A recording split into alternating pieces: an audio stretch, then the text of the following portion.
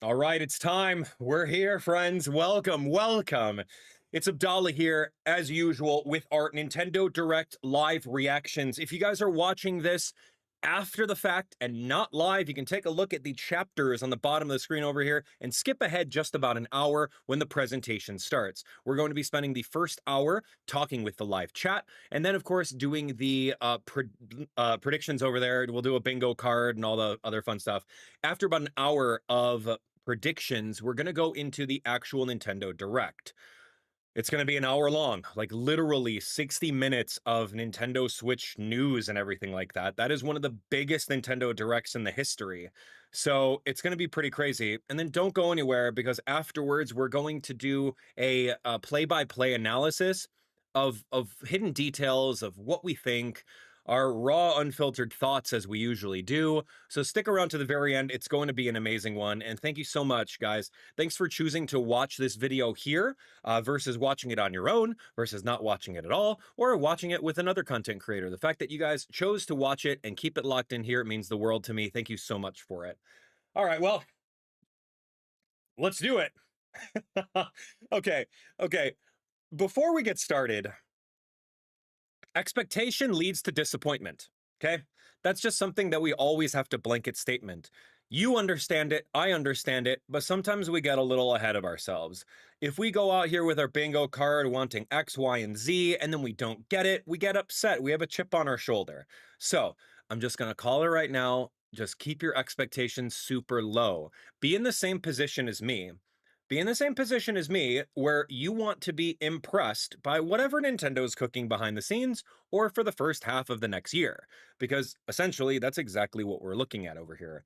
We did get a couple of titles that were slated for 2026. We might get a new trailer for them. I'm looking at you, Tomodachi Life. We might get some more information on whether or not it's Switch 1 or Switch 2 exclusive. We don't really know. But anyway, take a step back, take a breather, breathe in with me, and breathe out. All right, it's going to be fine. It doesn't matter, right? The only thing, if you keep your expectations at zero, then everything else is going to be happy. It's going to be great.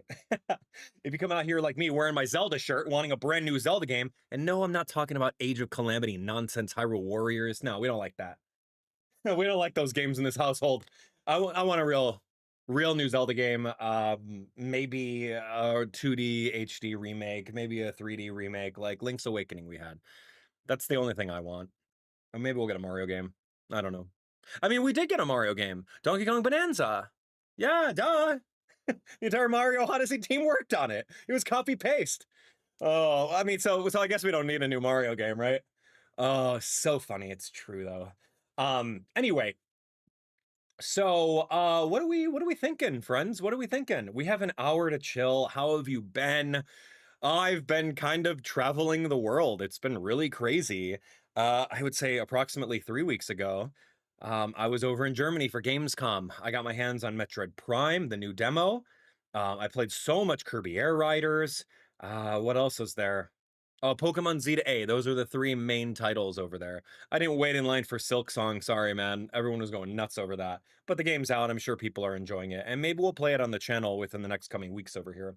Once I get situated. But yeah, Gamescom was super fun. If you guys want to ask me any questions about that, feel free to do so. I'm here to chat about it. And then the next weekend, or literally as soon as I came back, I had to fly over to Seattle for PAX West, which was really fun. I got some hands-on time with a lot of Square Enix games, such as Octopath Traveler 0, the new Dragon Quest 1 and 2. Played a lot of the Final Fantasy Switch title.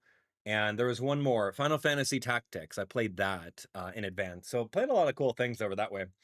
And of course, PAX West was weird because Metroid Prime was nowhere to be found. It was weird. I don't know. Maybe we can speculate why that wasn't there another time. And then just last weekend, I was over at the Game Developer Expo over in Columbus, Ohio, just hanging out, seeing fans. I had my booth over there. Super, super fun time. But now I'm back. We got to get back to content creation. Thank you for supporting the premieres that we've been doing on the channel. Yeah, I miss you guys. I truly do. It's been a little bit, but you know, every time you're working a job, you need opportunities to unplug, and you need to balance that work life yeah, that work life balance. You have to balance that. that work-life health, right? Anyway, some of you guys at home know what I'm talking about, where you work too much and you never get any me time. So that last weeks was like a little bit of work and a lot of bit of me time. So it's good to be back. Anyway, cheers to playing Hollow Knight later on this weekend. We'll see. And then we got that Sonic racing game. Hopefully we get an advanced review code. Sega is amazing. Sega is so cool to work with. Love them. Love them. Anyway, so yeah, really excited for it. Silk Song is as hard as Cuphead. Is that what you said?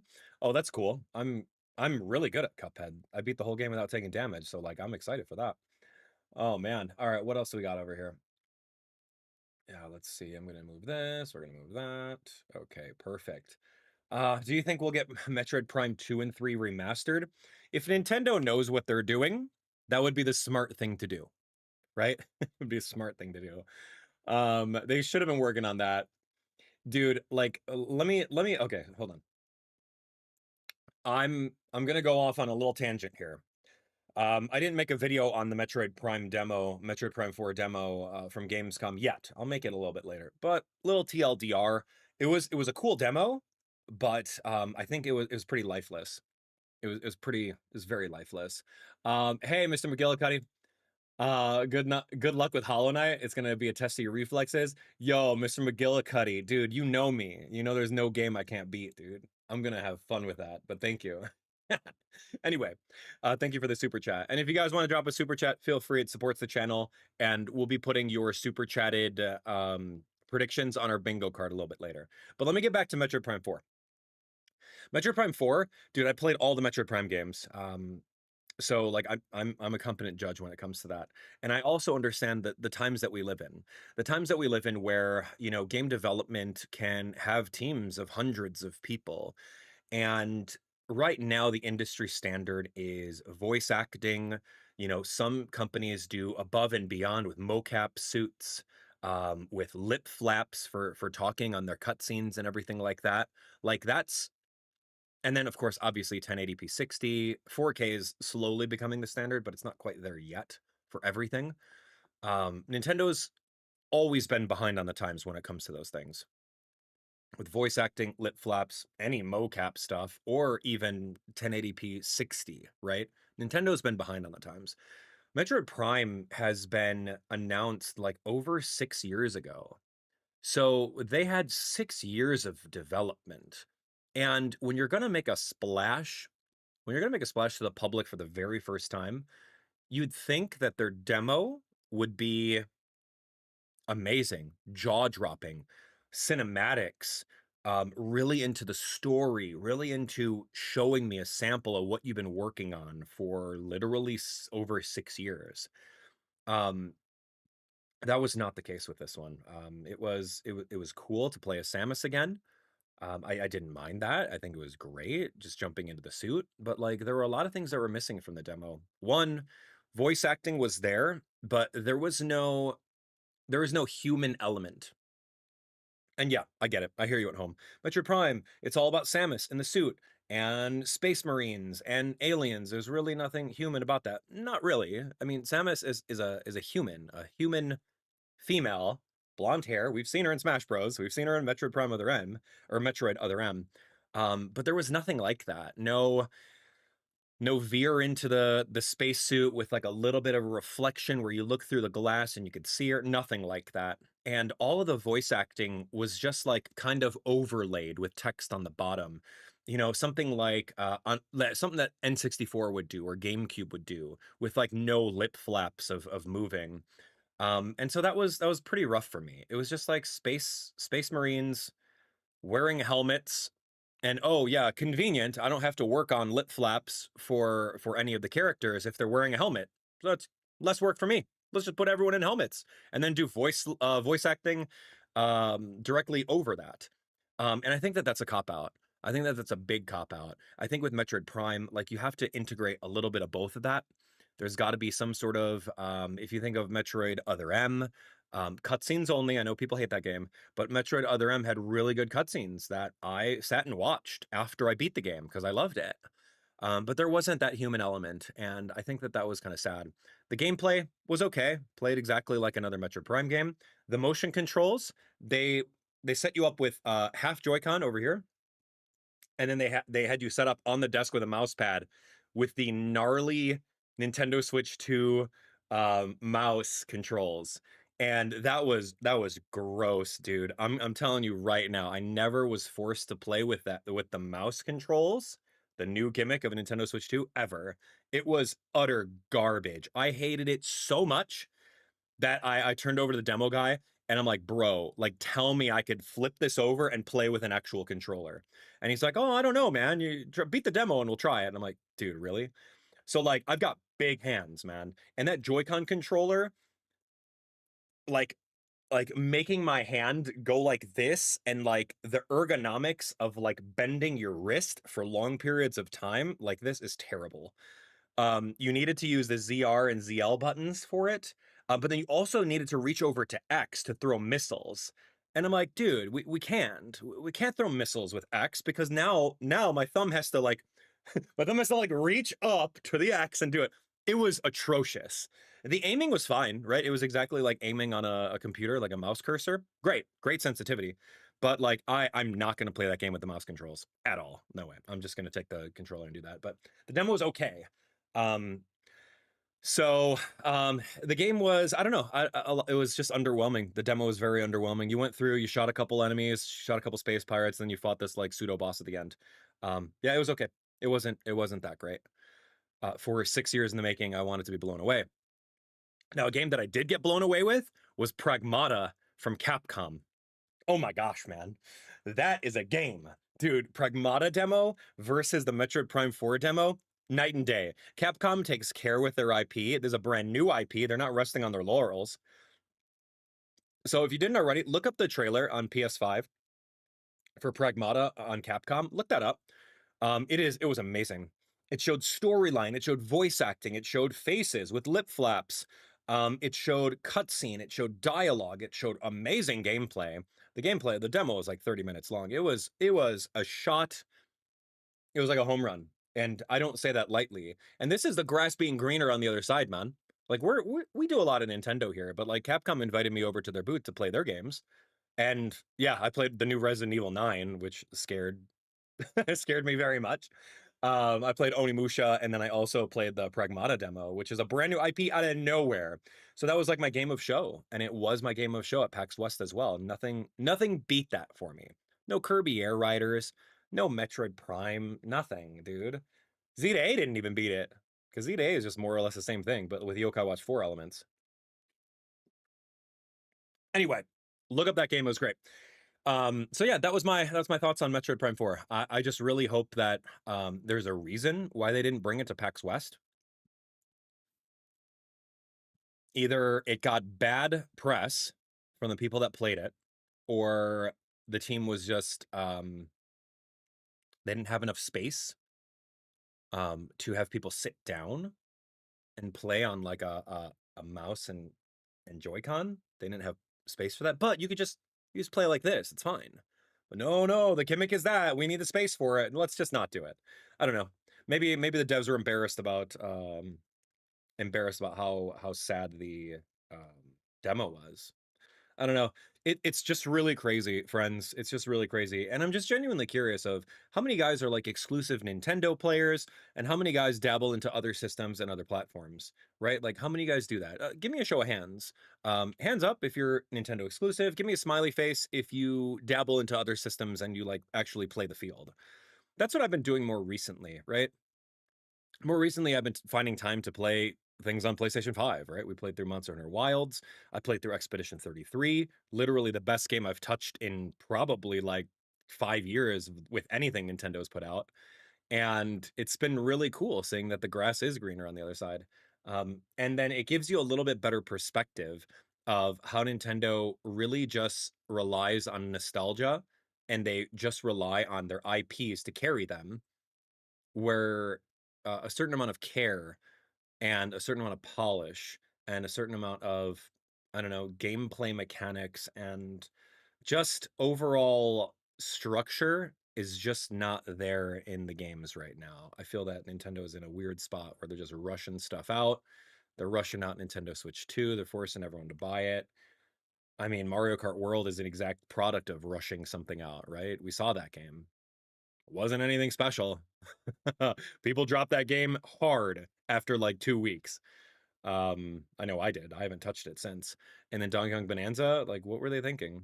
Anyway, so it's interesting to see that the grass is greener on the other side. I would highly suggest doing that, especially if you haven't played Expedition 33. Go find a way of playing it. But anyway, yeah, a lot of you guys are a little bit of both. Some of you guys are Nintendo exclusive. I see a lot of smiley faces, which makes me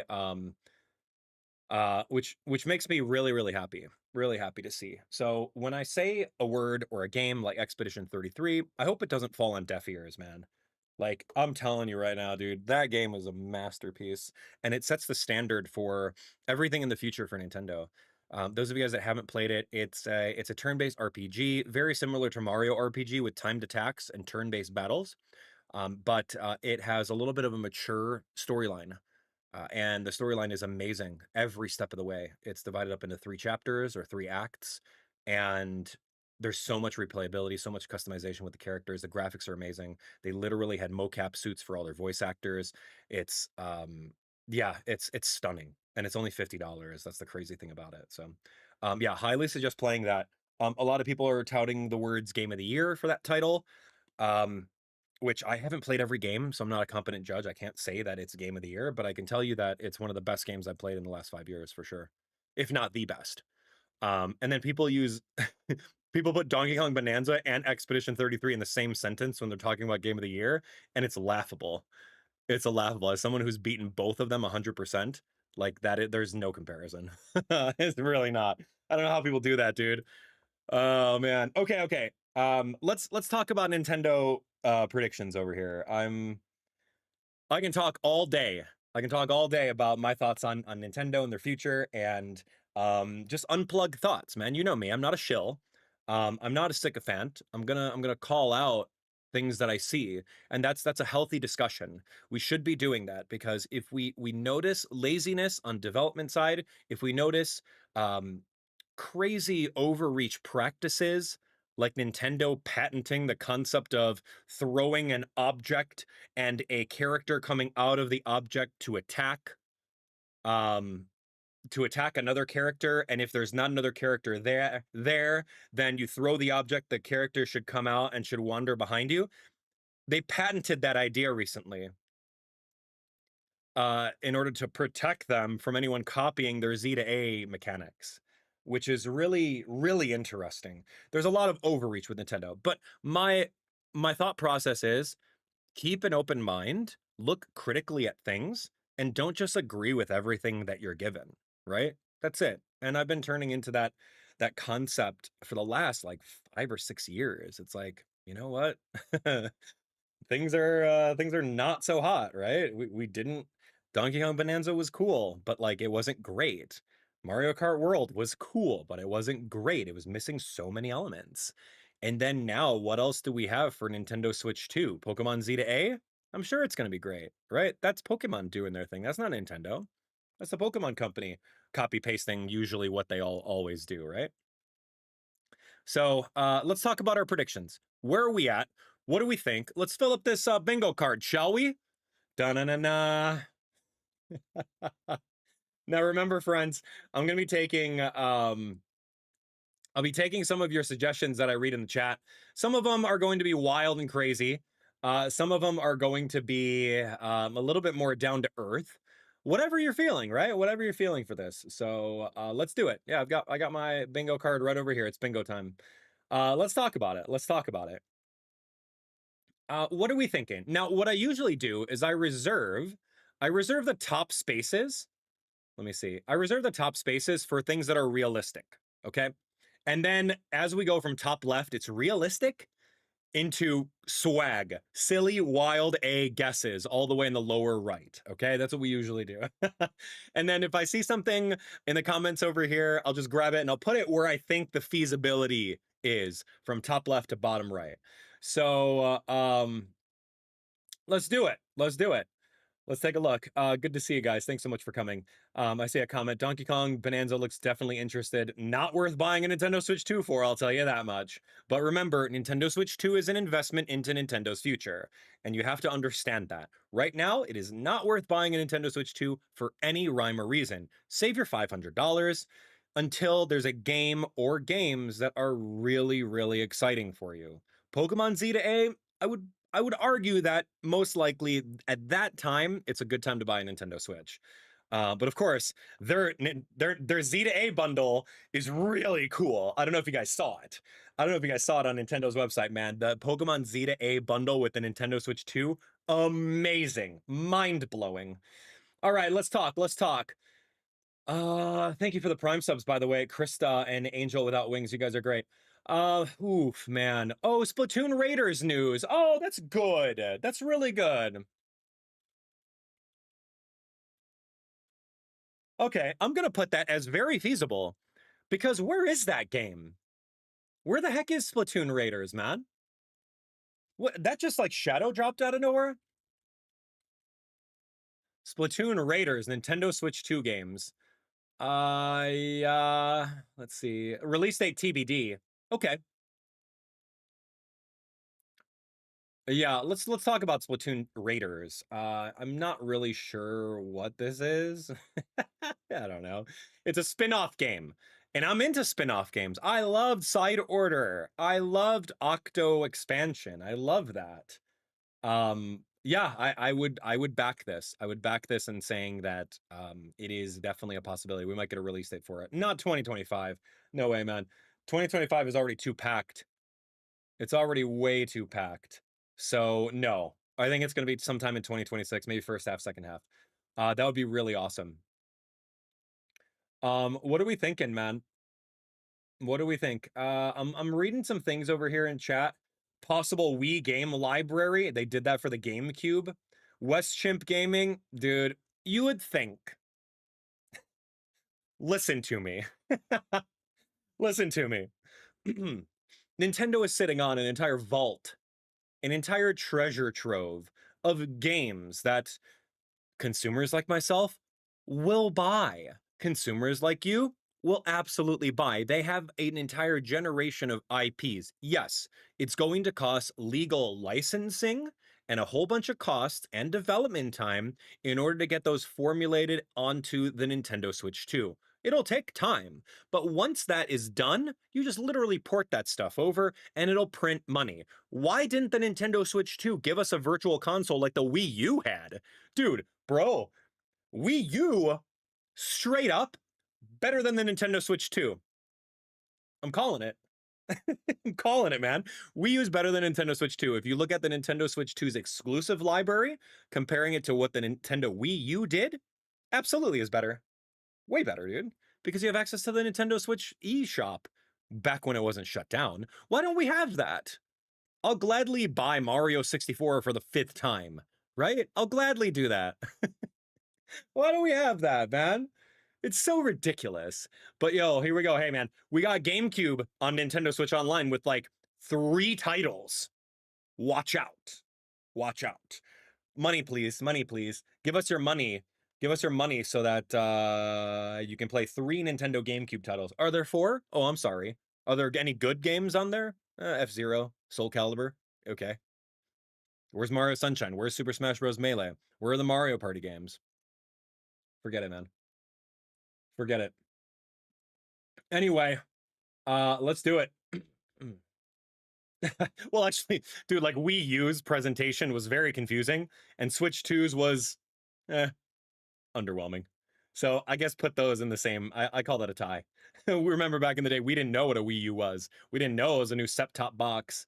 We thought it was just a new controller for the Wii, right? I mean, we didn't, but like globally, that launch was a bit shaky. But give it life cycle, man, dude, amazing. Wii U is so good. I should go collect Wii U games. I have a whole bunch. They're in the blue cases. I really like that. And the spines of the Wii U games actually have their logo on it. All right, Paige, here we go. Paige is coming on board with our second one. Remakes for popular Zelda games such as Ocarina of Time. Oh, are you reading my shirt? Huh. to try to make people buy the console for actual before an actual new game comes out. Paige is smart. Paige knows exactly what Nintendo does. Remember the last 2 years of Nintendo releases? Yeah, the last 2 years of Nintendo releases on Nintendo Switch were, I would say, 80% remakes. It was the years of remakes. We had so many of them, and very, very little first-party brand new games. So that was a thing. So now you're saying that Nintendo has to stall even more time while they work on new games by remaking some other stuff? Why is that a word that we even say in our mouths right now? I mean, I'm going to put that in the middle. I'm going to put Zelda remakes. Put that in the middle. Why is that even acceptable? Can we just not normalize that? Can we not normalize hyping up a remake? Dude. Yes, this game is 20 years old and now it got remade. Yes, like where's the new stuff at? I mean, don't get me wrong, I love remakes. But like when I and a lot of the Nintendo fans for the last 2 years, that's all we were getting because they were working on Switch 2 stuff. Like where does that stop, right? I think there's a fine balance that Nintendo can do. They can balance out remake new IP, remake new IP, do some sort of balancing. But when your balance for first party titles is 80% remakes, 20% new stuff, and when the new stuff isn't even that great, there's a problem. So I'm asking to just even it a little bit better. That's all. But seriously, remake every Zelda game, remake every Kirby game, remake every Mario game. That's what I was talking about. And look, I don't mind if it's just a port. So remember Paper Mario, Thousand Year Door? That was not necessarily a remake. That was a port. And it was a bad port because it was at 30 FPS when the original game was at 60 FPS. Like, how do you do that? How do you mess that up? So, like, that's my case in point. Like, give me the port of the true original and I'll be fine. I'll bide time. Oh, I guess we're playing this game again. Dude, I have access to my entire, like, Nintendo library. I could just go get the game and play it. Holy moly, what the heck is this? Hold on. What the?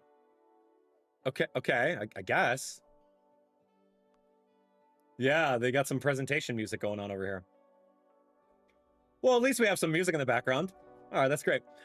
Zelda remakes, I'm in. Turn this down a little bit. Yeah, I'm gonna turn it down a little more. Okay, let's talk about it. Okay, there was another super chat that came through. Let me go take a look at that one. This was from Bentley. Hey, what's up, Bentley? It's been 6 years. Is it reasonable to expect a new Animal Crossing? I'm gonna put it right here for you. You know, true story. Back in the pandemic times, they were doing updates, right? They were doing updates for Animal Crossing every other couple months or something like that. And then they stopped. They had the 2.0 update and it said, okay, just take it all. We're done working on this game. We're going to work on the new game. Has it really been 6 years? Oh, shoot, dude. I mean, Animal Crossing was great. I have a lot of fans that came through my channel to watch Animal Crossing. It was amazing. It was a good time during the pandemic because it was a way that we could escape the craziness that ensued the COVID times, right? So yeah, I think we should get some sort of announcement. I would go nuts for it. You know I'll be back. So I like that one a lot. I like that one a lot. That was really good. Boy best. I feel like remakes are fine, but as long as it's not excessive, like for example, what happened with The Last of Us. Last of Us. See, I am out of the loop on that one. You're gonna have to fill me in. Give me the TLDR on The Last of Us concept. I love the show. I watched the first season of the show, but I never played the game. Did they remake and remaster that like 20 times or something on every system? I don't know. I can't really tell you. So we'll see. We'll see what happens. Oh, Tomodachi Life is a possibility for sure because that's going to be because that was announced as a 2026 title. So let's do it. Yeah, Lonnie says they released that game so many times. It originally came out on PS3, then they re-released it again on PS5 and 4. I mean, we got Donkey Kong Country Returns on 3DS, Wii, and Nintendo Switch, so it's not that unbelievable that Nintendo would do that.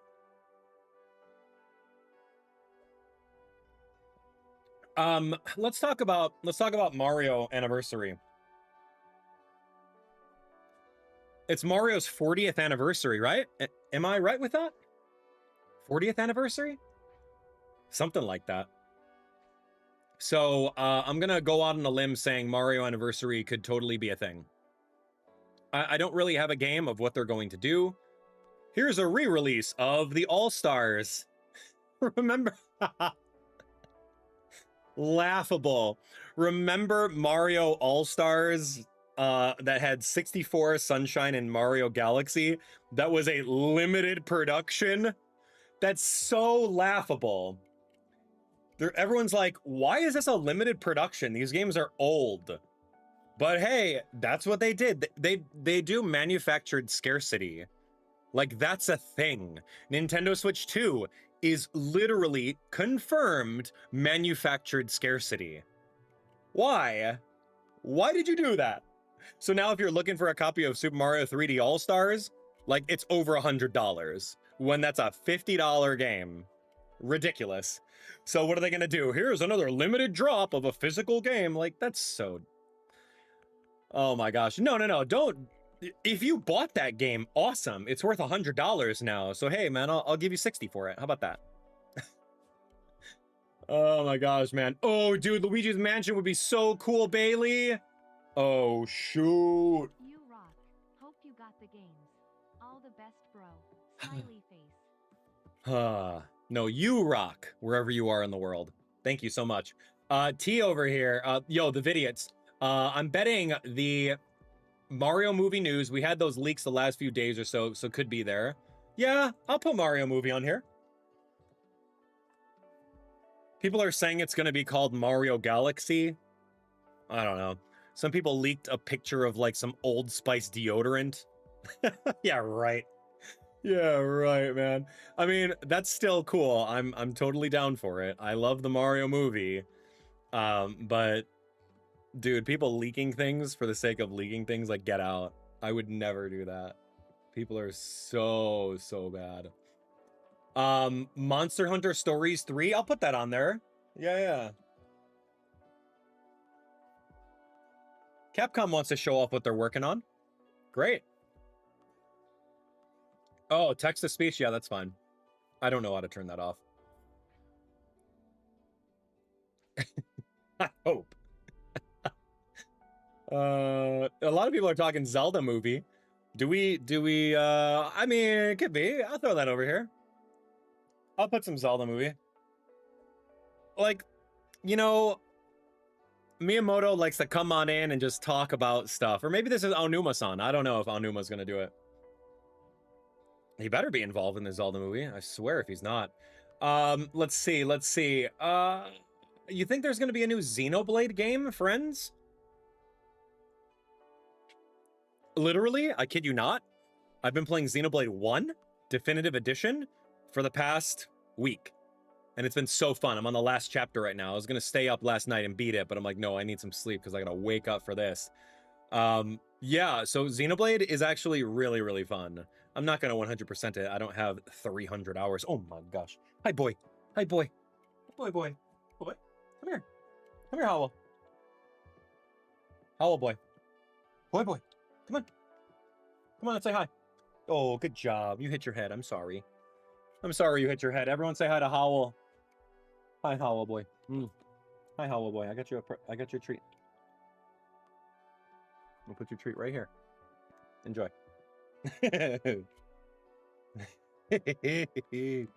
Yay. Yeah, it's always good when there's cat time. This is Howl. This is my best boy. Good job. He loves coming up here for treats. He loves hanging out with me. He loves saying hi to you, apparently. He's looking right at you. Yo, you looking right at them? Here, boy. You want to look right at them? Get that treat. Go ahead, dude. Good job. All right, Zelda movie. What were we talking about? Oh, dude, Mario Kart DLC. I think it's time. I think it's time. I'll do it. Mario Kart World DLC. I think it's time for that. I think it's time for Mario Kart DLC. I love that. We really have to talk about what's going to happen with the Mario anniversary. Like, what would you do? Hey, Manjari, good to see you. Hope you're doing great. How have you been? February 2026, the 40th anniversary of Legend of Zelda, so maybe a new Zelda game. I doubt it, though. Maybe in a swag box. I mean, they have everything available for us. We can do it. They have Wind Waker HD. They have Twilight Princess HD. Maybe they're waiting for next year for it. So I put Zelda remakes on there for you. It's already there. Thank you so much. And it's good. It's so good to see you. Thank you so much for hanging out. Yeah, we need a new cow skin for Mario Kart World. What are we waiting for? How dare they? Okay, so here we go. New Mario sports game. No, give me some more Mario stuff. Talk to me about Mario predictions. What would you do for the Mario anniversary? What would you do for the Mario anniversary? What would you do? You'd throw out a Mario movie. You'd throw out... I'm going to put, like, Mario remakes. That kind of covers it. You'd release Mario Galaxy 2. Yeah, that can be covered under Mario remakes, I feel. You do a Mario Party. Oh, that's right. There is a new SpongeBob game. That's true. I'll put it over here. I did see that at Gamescom. Sure, SpongeBob. Whatever. Mario Lego would be pretty cool. I'll just put anything Lego over here. Lego's very feasible. Oh, there's a new Lego Batman. Out at Gamescom, there was like a new Lego Batman game, so that's kind of cool. NSO makes sense. Hi. Hey, Howell, would you like to sleep over here? Come on, boy. Come on. I'll give you a treat if you go up there. Come here. I'll give you all the treats. Here, come on, boy. Come on. Good boy. Good boy. I'll give you one more. I'll give you one more, my boy. Thank you. Good job. Give me that. Good job, buddy. Okay. Let's see.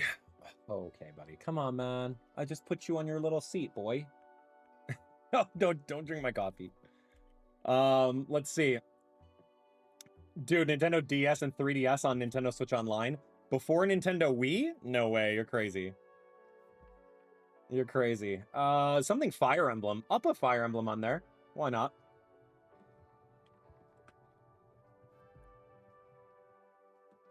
I'll put Fire Emblem on. We haven't had a Fire Emblem game since Engage.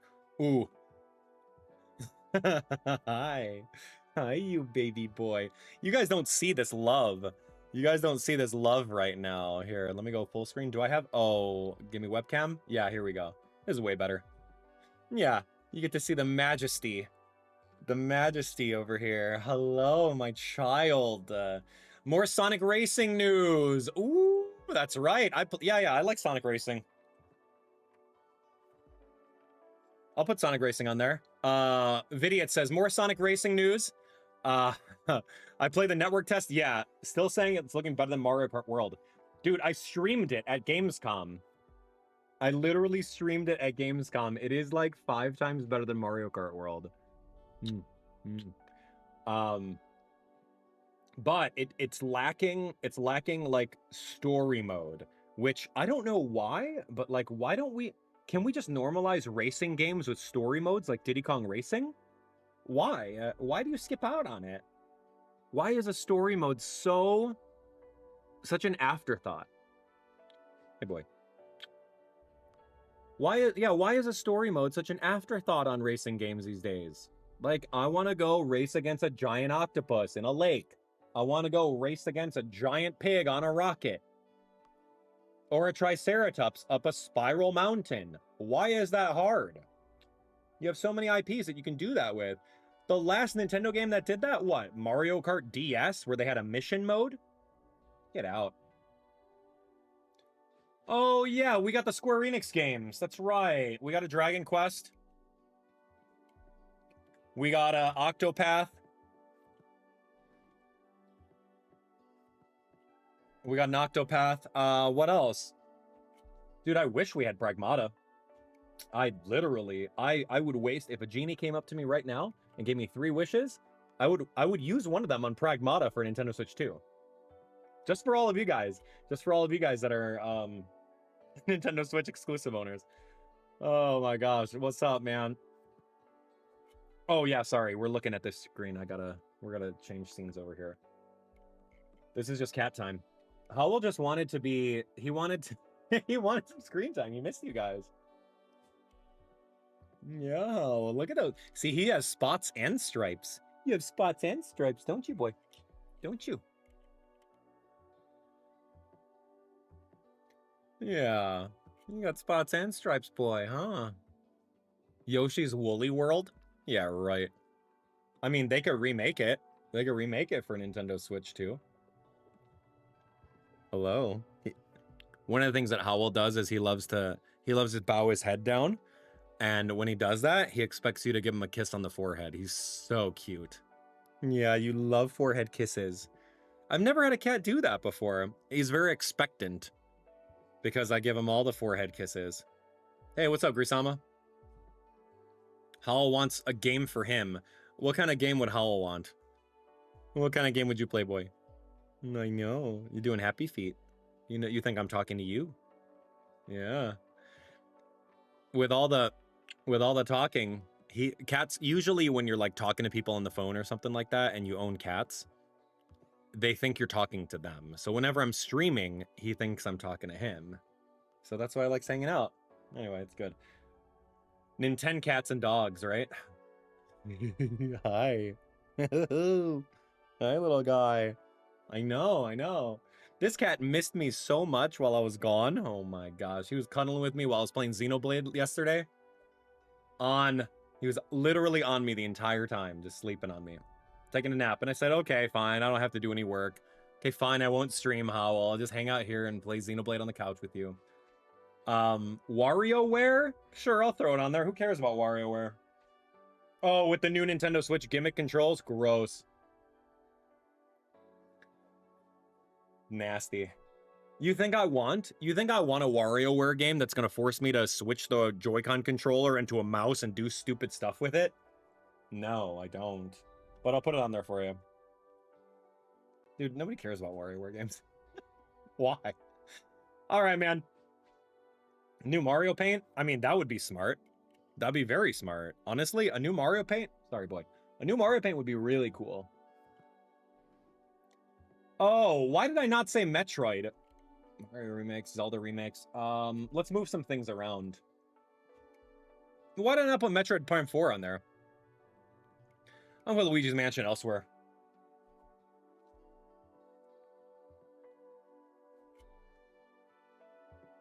Let's put Metroid. Oh, so sorry. You guys don't know what I'm doing. Here. See, there we go. Howell's in his spot now. Yeah, that's right. Good boy, Howell. Good boy, Howell. Good boy. Yeah, good boy. Yeah, I love you, boy. Everyone on the internet loves you too, boy. This is a good guy. You speak to your cat like a baby, right? I can't be the only one. That's the wrong one. This is the right one. Okay, great. Here we go. This is where we're at so far. Metroid, Luigi's Mansion. Okay, I got 4 spots, friends. We have 10 minutes left. I got 4 spots. We're going to figure it out. I'm gonna reserve 4 spots for swag right now. Silly, wild A guesses. This is completely all you. This could be crazy. It can be a shot in the dark. This could be a wish list. What do you hope and pray for? I'm gonna give it to 4 people right now. 4 people. I'm gonna give it to 4 people.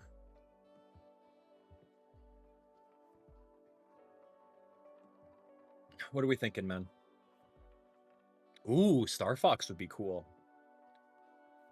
Star Fox would be really cool. Let's see. I like the idea of a Star Fox. Do we like the concept of Captain Toad? I don't know. What's up, Wolf Triggerman? Good to see ya. Kingdom Hearts? Dude. No. Not on a Nintendo Direct. It could be. I don't know. That's probably the best place. Expedition 33 for Switch? Dude, I wish. Keep going. Keep going. A new Smash Bros? Oh my gosh. Do you think it's time? No. Sakurai's been working on Kirby Air Riders, man. Begrudgingly. Right? Did you guys see that presentation? He's like, yeah, well, Mario Kart's a thing, and my boss told me to make this game, so here it is. And it feels like that. The game feels like that 100%. Wow, dude. Yo, McGillicuddy over here. Thank you again for all the super chats. You're amazing. Thanks for supporting the stream. Might as well embarrass myself. Yokai Watch as everyone else is screaming for it. I don't know about that, man. Thank you for super chatting that twice. You know what? Since you super chatted it twice, I guess I'll put it on there. Yokai Watch. Yokai Watch. I'll put it on the very corner. That means that is the most silly, wild A guess that I've ever imagined. So now you have 3. You have 3 spots over here. Another Switch 2 edition game. That's pretty plausible, the Vidiots. That's very vague, though. Very vague. So Nintendo Switch 2 edition for the low, low price of $4.49 plus tax, entry fee. You gotta buy the system to play the game. You gotta do it. You gotta give them their money. What's Nintendo stock at? It was like 23 bucks last I checked. It's pretty good, actually. No, it's not pretty good, but Nintendo stock is... Where is it chilling at? My stock ticker. $24.25 Nintendo stock. It is on the rise, but like a $25 stock? Bro, catch up, man. Freaking Netflix is at like $1,200. Costco's at $9.60. Like, come on, man. I don't know. It's apples and oranges, I understand, but like, wow, we're celebrating. I remember I bought in at Nintendo stock when it was at 12 bucks when the Switch first came out. Boatloads. Because like, dude, I'm gonna be so critical about Nintendo because like I'm an actual shareholder. Like hundreds of Nintendo stock. Another bunch of farming sim games, says Joseph. Ah, gross, man. I think that phase has like kind of died down, but like it's been a meme for a while. Remember that? It was like, oops, all farming sims. I do remember that. That was funny. Oops, all farming sims. Mario farming. Don Young Bananza DLC. I don't even want to go back to that game. I'll tell you this right now. Here's DLC for $20, where we're going to give you 3 new layers and 233 new bananas to find. Wow. It's gross. I don't ever want to play that game again, to be honest. I'm so over it. Mario Football. Animal Crossing's on the board. Sequel to Gale of Darkness. Edwin, what's your deal? Why? Save that for Pokemon.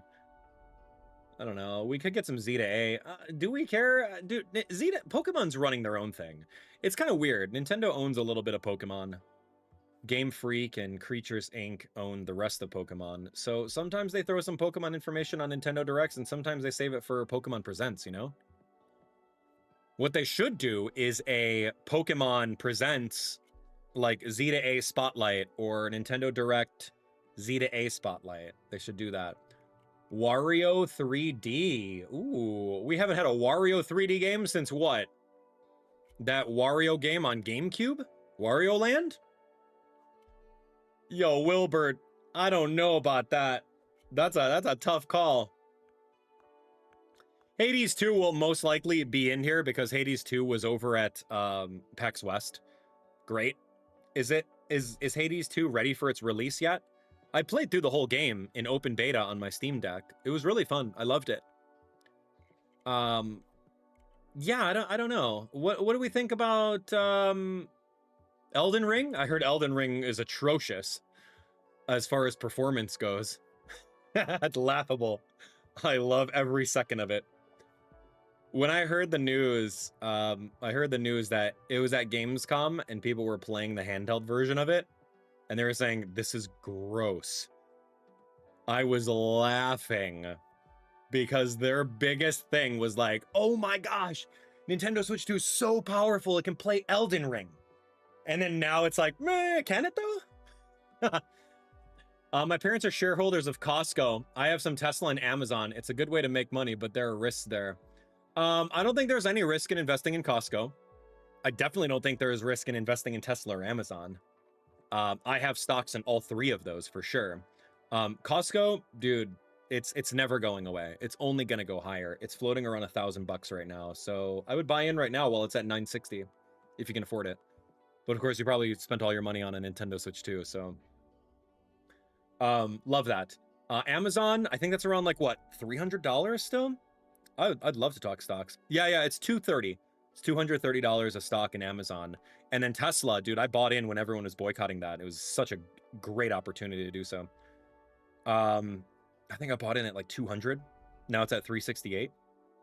Yeah, Tesla's not going anywhere. Sure. Not going into politics. Totally not. But like there are thousands of people that work at those factories. And just because the CEO is who he is does not necessarily mean that the people that are employed also share those same views. But anyway, I digress. Let's talk about something else. Here we go. Mr. Wolf Triggerman. Awesome. I'll talk stocks with you all day. New Yoshi game? Why do we care about Yoshi games? I'll put it on there. I'll put Yoshi game on there. Sure. Yoshi. Sure. I like that. We got 5 minutes left.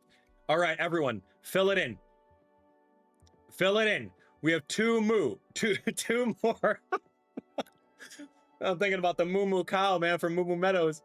Oh, a GameCube Mini? Oh, that would be cool, but like we have Nintendo Switch Online GameCube. Why would they spend money on that? But that would be really fun. GameCube Mini, man. Mod it so it has every GameCube game, right? That's what people did with the NES Mini and the Super Nintendo Mini. Give it to me. Give it to me. Square Enix game. I mean, we already have Octopath and Dragon Quest on there. You know, I'll throw Final Fantasy on there. It's more realistic. I'm going to switch. I'm going to put Animal Crossing on the very bottom here. Sorry. I'm putting Final Fantasy over here. Yo, you got one more. You got one more. Within the next 5 minutes. I want to hear it. I want to hear it. Give me something. Dude, if you say Smash Bros, I'm 2 seconds from putting it on the bingo card. I love Smash Bros. AbdallahSmash. That is why my name is that, because I love Smash Bros. Melee in high school, and my first videos on my channel were me with a little point-and-shoot camera pointing at a TV where I played Smash Bros. With my friends after school. I love Smash Bros. I watch competitive Smash as a hobby. I keep up with that scene. If you tell me that there's going to be a new Smash Bros. Game, I'm going to be so excited. Like, you have no idea. I might just fill that in, unless you guys come up with something a little bit more believable or crazy. Believable or crazy? Give it to me. Hit me. Hit me. Switch party with the Mii's Mario Odyssey 2? We got Mario Odyssey 2 already. It's called Donkey Kong Bananza. 3D Mario game. I put a Mario remake on there. Mortal Kombat Manjari. That's not exciting. New Paper Mario. We just had Mario and Luigi Brothership, and they just remade Thousand Year Door. I don't think it's happening. 2 Point Museum. Nah. You know what we do need though? We need a Welcome Tour 2. Nintendo Switch 2 Welcome Tour, the sequel. Sonic Crossworlds. We have it on there. It's called Sonic Racing. Pokemon. I don't want to steal Pokemon's thunder on a Nintendo Direct, even though it happens sometimes. No. Switch UI updates. Oh wow, great. Sorry, Nightbot. Got you over there. Yeah, try not to type in caps. We got 3 minutes, friends. What do we got? What do we got? Pikmin? We just had Pikmin 4. Why would they do a new Pikmin? Nah, it doesn't make sense. Doesn't make sense. They've already done one, and we just had it a little bit more recently within the last 5 years. Amiibo? Dude, Amiibo's an afterthought. You saw what they did in Donkey Kong Bonanza. Here's a new amiibo, and when you scan in all your other amiibo, you're gonna get a piece of trash. Great. They don't care about amiibo. I mean, an amiibo are $40 now with tariffs and production costs. Like, no. Says the guy with an entire amiibo wall.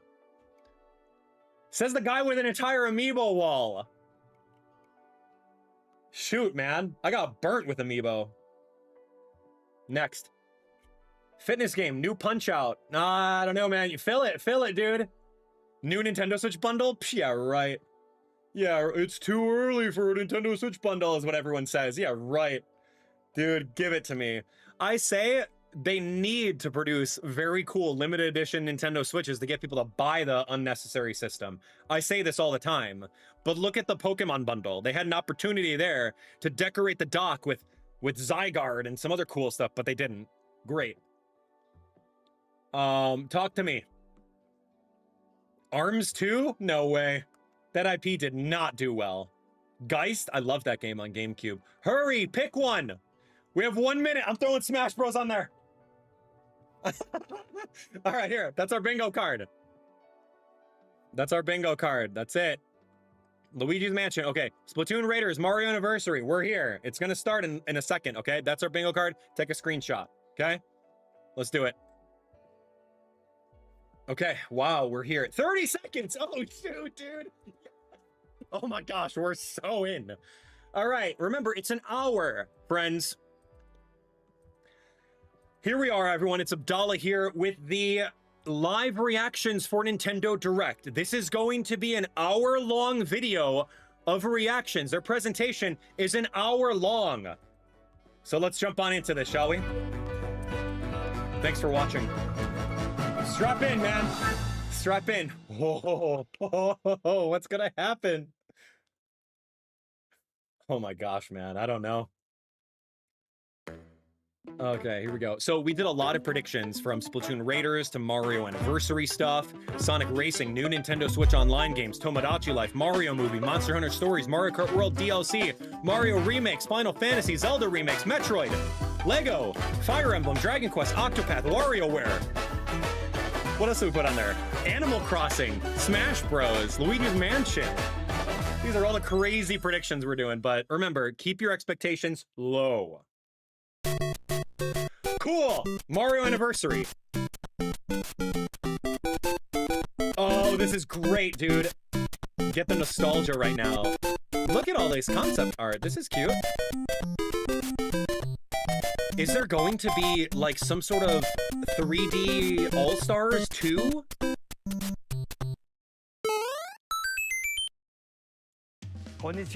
Yeah, I don't know. Hello, I'm Shigeru Miyamoto. We'll start today's Nintendo Direct with the Super Mario Bros. 40th anniversary. Tomorrow, September 13th, I love that shirt. 40 years since the launch of Super Mario Bros. In Japan. How do I get that shirt, We got Miyamoto? here because so many people have played. Thank you all very much. Love it. The Mario games have been supported by evolutions in digital technology and gaming consoles. Additionally, Mario has taken on many different designs in the artwork. At the Nintendo Museum, which opened in Kyoto last year, we've created an art gallery that displays character illustrations drawn during the development of different games. There are also illustrations and pixel art from the Mario series. Also, from now through next September, the ticket for admission will change to the design shown here. Cute. And starting this December, we're planning a 40th anniversary light display. You'll still need a reservation to enter the museum, but we hope those visiting will check it out. I will. Dude, I should go to Japan. On We top should do of it for the that, 40th anniversary. Earlier in May, following Japan and Hollywood, we opened the third Super Nintendo World theme park at Universal Epic Universe in Orlando, Florida. We hope you can experience the world of Super Mario in real life. Next is more news about Kyoto. We'll be supporting the Kyoto Marathon, which will take place next February. Since its inception in 1985, the Super Mario series has been running for 40 years. Insane thanks to think everyone's about. support. But this time, Mario himself will be cheering on the runners. This is the race bib that the runners will wear, No way. which has the Nintendo logo on it. We'll be supporting in other ways as well. Dude, could you If you're imagine if I ran that interested in marathon? marathons, why not take the opportunity to run through Kyoto? Also, coming next spring, please take a look at this. 26 miles? I don't think I can run it. I'll walk it. Yo, is this the new trailer for the next Mario? Oh, the next Mario movie? Okay, cool, man. Is it gonna be Mario Galaxy that everyone's been talking about? Yo, Monty Mole, what's he doing there? Love it.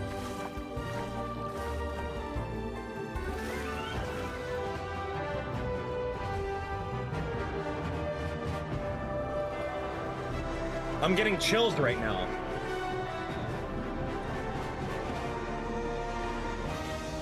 Oh my, the Super Mario Galaxy, oh my gosh. That's true then. That's cool. I mean, they didn't really show much, but give us a teaser. The name of the Great. new movie that Nintendo and Illumination are producing together is the Super Mario Galaxy movie. Dude. What kinds of adventures do you think Mario and his friends will have in space? This movie will be the main event of the Super Mario Bros. 40th anniversary. Let's also hear some remarks from the movie's That's cool. co-producer, Chris-san, from Illumination. Chris-san. Thank you, Miyamoto-san.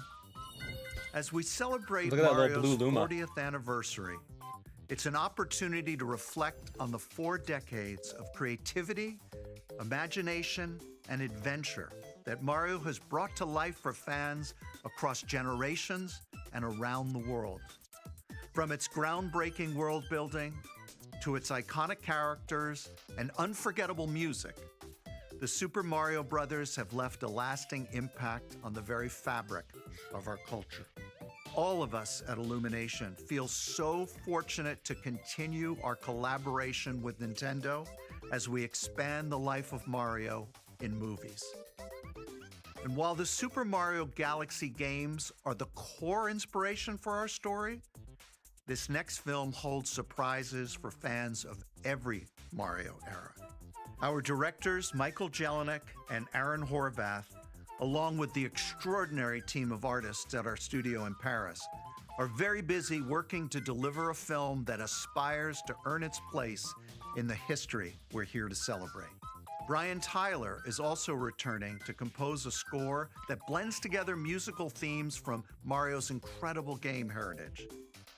And we're also thrilled to welcome back Chris Pratt as Mario, Anya Taylor-Joy as Princess Peach, Charlie Day as Luigi, Jack Black as Bowser, Keegan-Michael Key Who's gonna be as Toad, Rosalina? and Kevin Michael Richardson as Kamek. And as we continue to make progress on the Super Mario Galaxy movie, we look forward to sharing more with you in the future. What? And until then, thank you, and back to you, Miyamoto-san. No Rosalina cast? Thank you, Chris-san. Dude, I'm also man. involved in the production every day, and I'm enjoying it. It's a movie worthy of the 40th anniversary.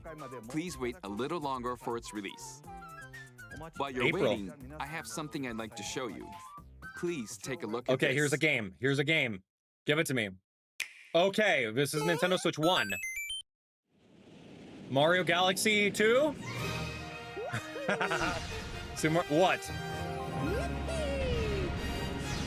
Yeah, okay, Galaxy 2? It's a double pack. Shoot, I'm gonna have to play through Mario Galaxy 2 again. Great. I just recently did that, but I'll play it again. Welcome to the Galaxy.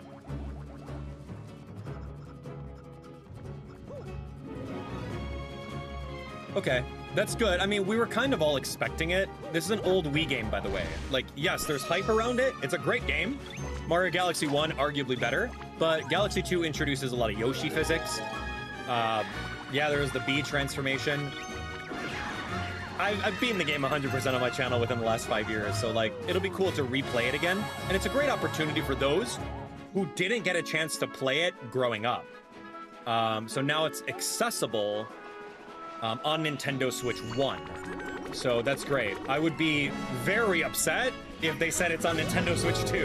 That would be very bad. But anyway, it's a cool game. I'm excited for it.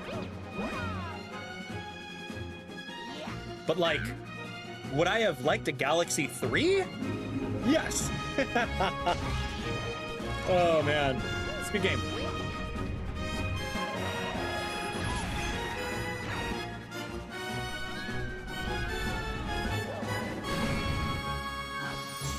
Dude, we gotta go play through Mario Galaxy, and we gotta play Super Luigi Galaxy in that game, don't we?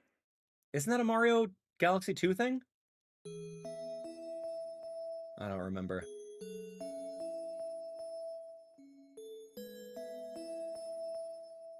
Goodbye to those who met on this journey. I will cherish the memories forever. And to those who will meet on the next journey, hello. I hope there's new content and it's not just a port. Like, please. Remasters are great and all. I have to buy that physically now. 10-2. Shoot, that's right around the corner. 10-2 Mario Galaxy? And Amiibo! Oh my gosh! No, don't do this to me! 4-2? That's right. Why It's 4-2? the games that share the movie's title. Super Mario Galaxy and Super Mario Galaxy 2. Why Okay, 4 months? I'll turn it over to the Plus original from director now. for Super Mario Galaxy. Koizumi-san. Why? Hey, hello everyone. 6 I'm months. Yoshiaki Koizumi. Literally half a year to get the Amiibo. From here, Okay. I'll introduce the games that will be released as part of the Super Mario Bros. 40th anniversary. It's just a remake. It's just the Mario Galaxy First, remake. The two games you just saw were developed around the idea of what Mario's adventures would be like in space. The planets have gravity, and seeing Mario not fall off of them while upside down was very impressive, even as a developer. The second game also returns 15 years after its original release on Wii. In 15 years Rosalina's old. library, you can read a storybook. It's now in both games, and we've also added new pages. New pages! We hope There's you're new looking forward to that content! as well.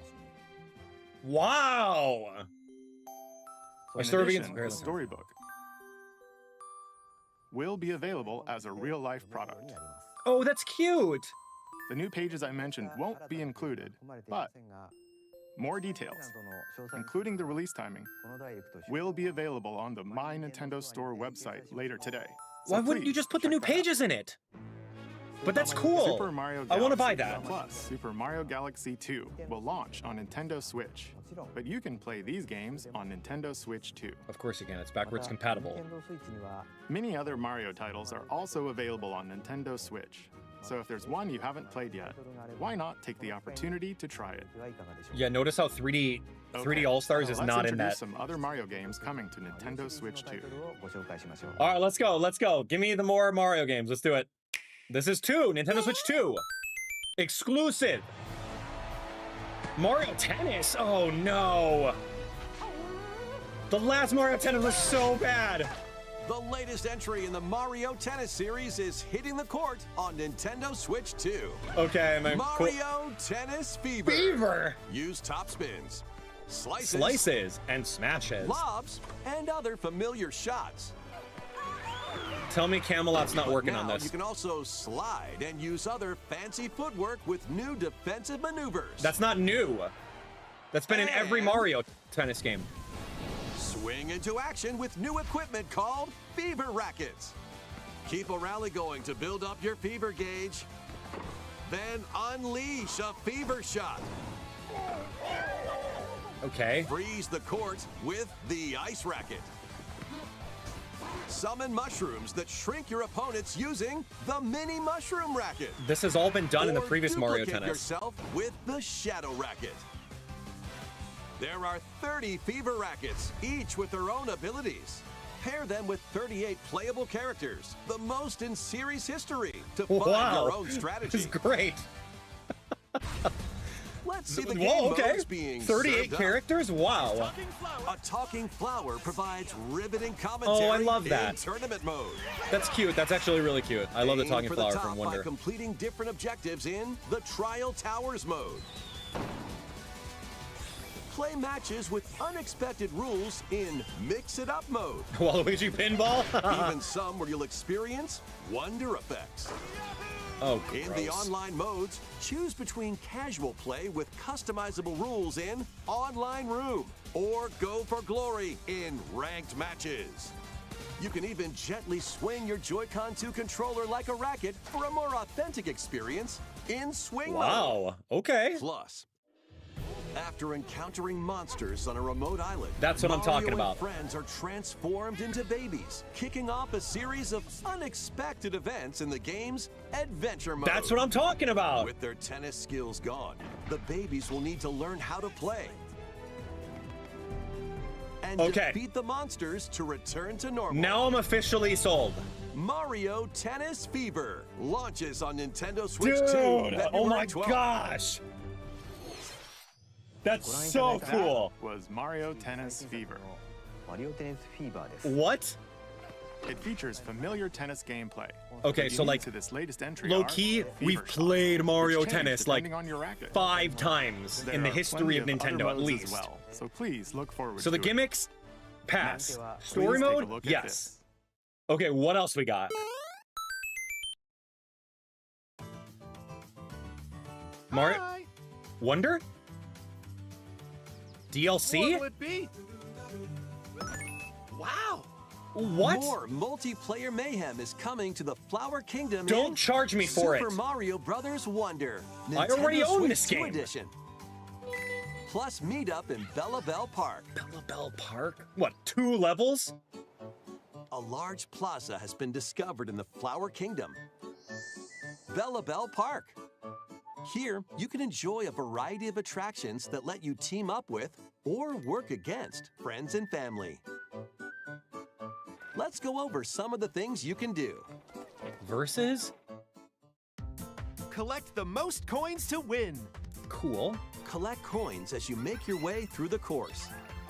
And don't miss your chance to get rich. Whoever has the most lives at the end wins. Use items to duke it out. Dodge attacks I like this. and try to survive.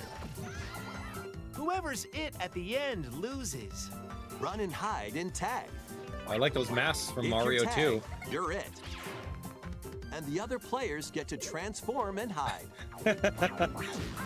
What's that thing in Call of Duty? Prop Together hunt? to relay. Pass the bob-omb to each other so it doesn't explode before you reach the goal. Work together to get to the goal. Place donut blocks while your friends run across them. It's cute. Jump to the beat. Jump in time and the lift will rise. Get in sync, then 1, 2, 3, jump! Plus, there are so many other attractions to enjoy. Grab your friends and family for multiplayer fun in Bella Bell Park. Oof. Oof. Okay, so it's just a multiplayer update for a couple levels.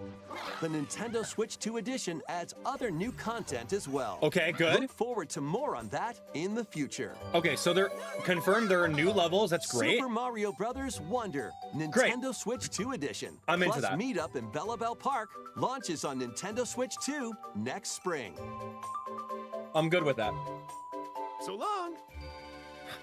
Because if it was just multiplayer, that would have been bad. Super What's it Mario going to be? Brothers $20 Wonder upgrade? is Come on getting now. a Nintendo Switch 2 edition. That'll be free. As its name implies, Meet Up in Bella Bell Park adds more multiplayer options to enjoy. It also adds other new content, so stay tuned for more details in the future. Captain Toad. Oh, so About cool. these chatty characters. Was it something I said? I loved Talking him. Flowers. He was my favorite character. We actually made them. We kind of look alike, huh? Oh, really? Sometimes they'll talk on their own, just like that. Not an interactive product. These talking flowers can make everyday life a little more fun. They're Wait, planned wait. for release next What's the spring. button on there? Okay. Next If it's is not the an last game for the interactive Super Mario product? Brothers 40th anniversary part of this presentation. All right, give it to me.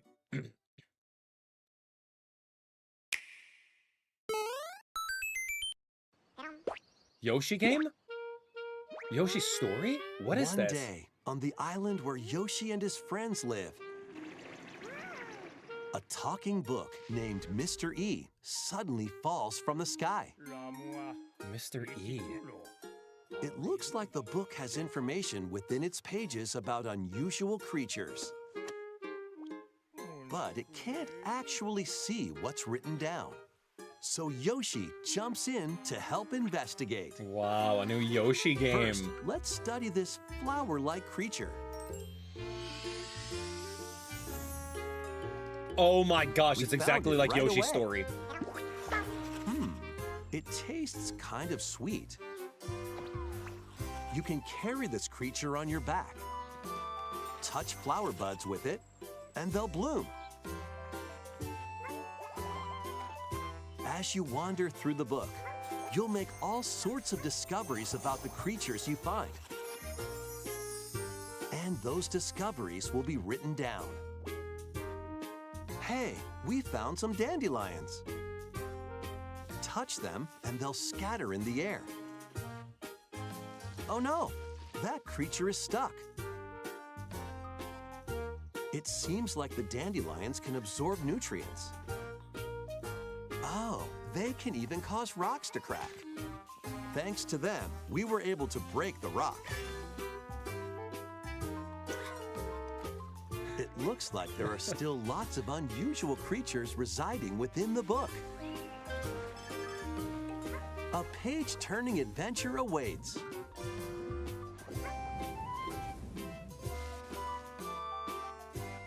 Yoshi and the Mysterious Book launches on Nintendo Switch 2 Cool. next spring.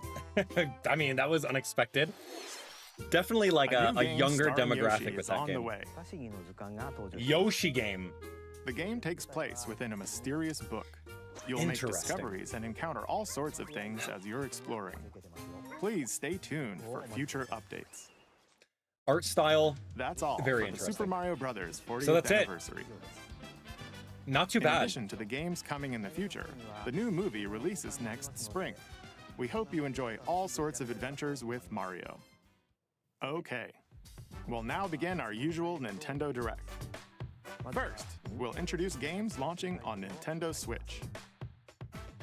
See, they haven't cut off support for Switch 1 yet.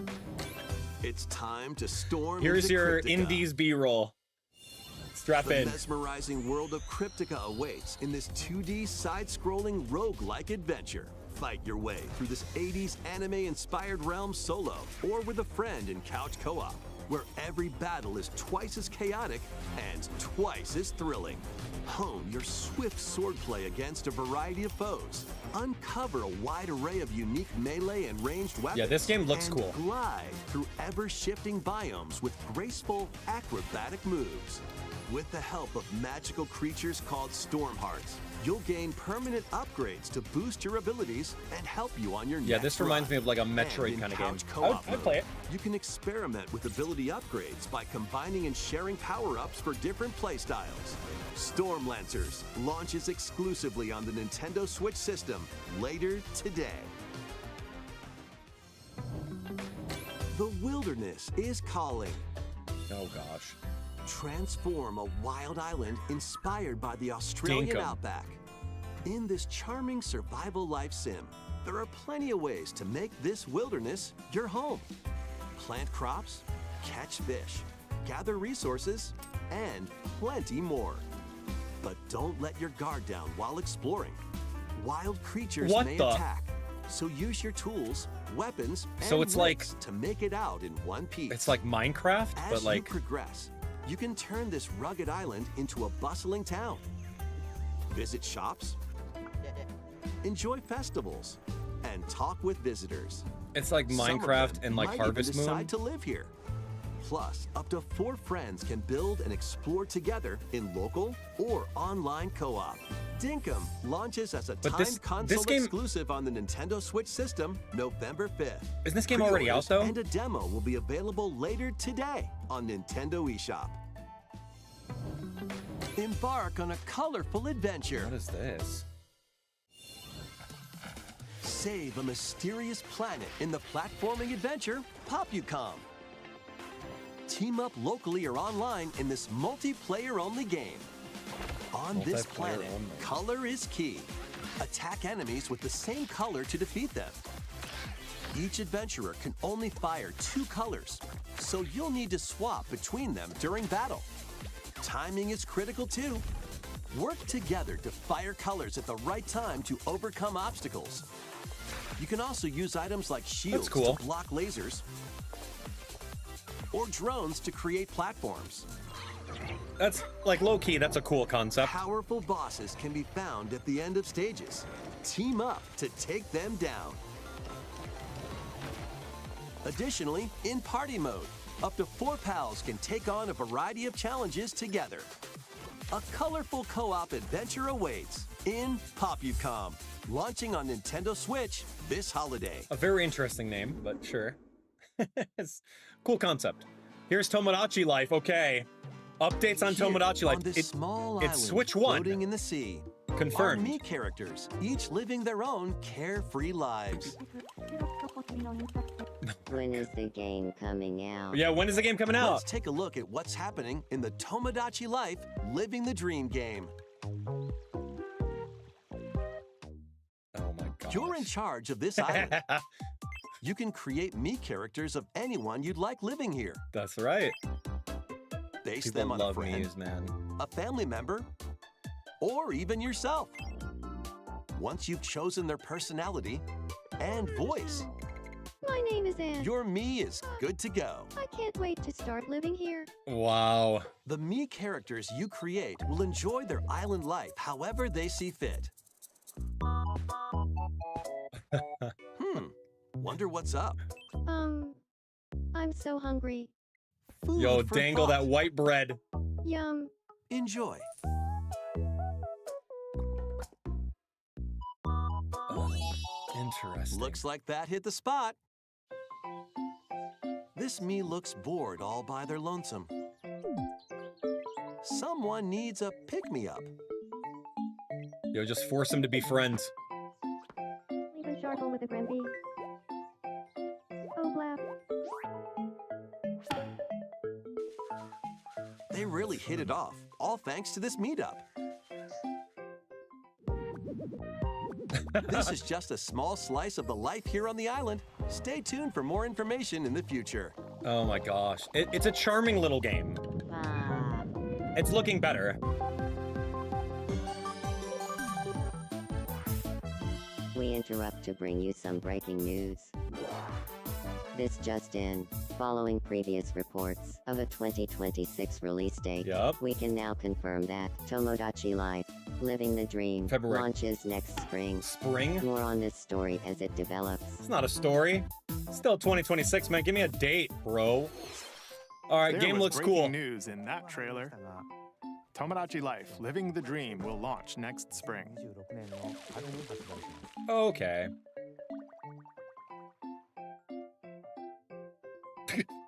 Please wait a little longer for this new dream life. Next up are games heading to Nintendo Switch Okay, 2, good. including some games that will also be available on Nintendo Switch. Great. Do it. Let's see. Dash, slash, and clash in these games. Get over here and Mortal choose Kombat. your fighter in this totally collection of Mortal Kombat classics. This compilation features multiple classic games from the 90s and early 2000s, including arcade, console, and handheld versions. Wow. Friendship matters, so fight your pals locally or take the in-game tournament global with added support for online play. Want a break from combat? Dive into an interactive documentary that includes concept art, archival footage, and exclusive interviews with the original creators. Prepare to So cool. test your might when Mortal Kombat Legacy Collection. launches digitally on Nintendo Switch 2 and Nintendo Switch October 30th and physically December 12th. That's cool. Let's finish this. Thank you. Experience the first game in the I cannot Final wait to Fantasy play this. VII Remake trilogy. Step into the role I of seriously Cloud cannot wait. Strife, I love a this former game. member of Shinra's elite soldier unit. While he's working as a mercenary, the legendary hero Sephiroth, who supposedly died on a past mission, suddenly appears. I'm getting chills just watching this. I played this at Gamescom. It was actually pretty good. Is now in your hands. But it's already been on other Fantasy VII platforms, Remake so cool. Intergrade launches on the Nintendo Switch 2 system January 22nd.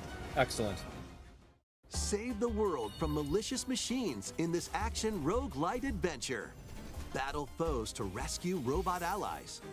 Collect resources and create a place for others to call home. Then, customize your weapon classes and unlock powerful abilities. You can also catch fish, harvest crops, and craft items between missions. Which one of you guys said farming you can team up with simulators? friends in co-op or via game share. We've had 2 Mouse of them. controls are also supported on Nintendo Switch 2. Linked, Banner of the Spark, launches on Nintendo Switch 2 and Nintendo Switch later today. Wow, cool. Yo, Hades 2? The full version, is it done? Malinoe. Melino? Melinoe? How do you pronounce her name? This game is so good. I played this early access on Steam when it first came out. But time itself is against us. And war has come to Mount Olympus. Shall you rush now to your family's defense?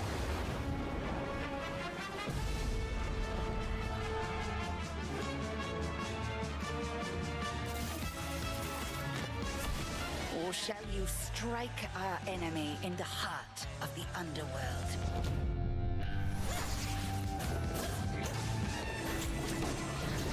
Yeah, this is definitely a game to check out. If you like Hades 1 or anything like that, you'll love this game.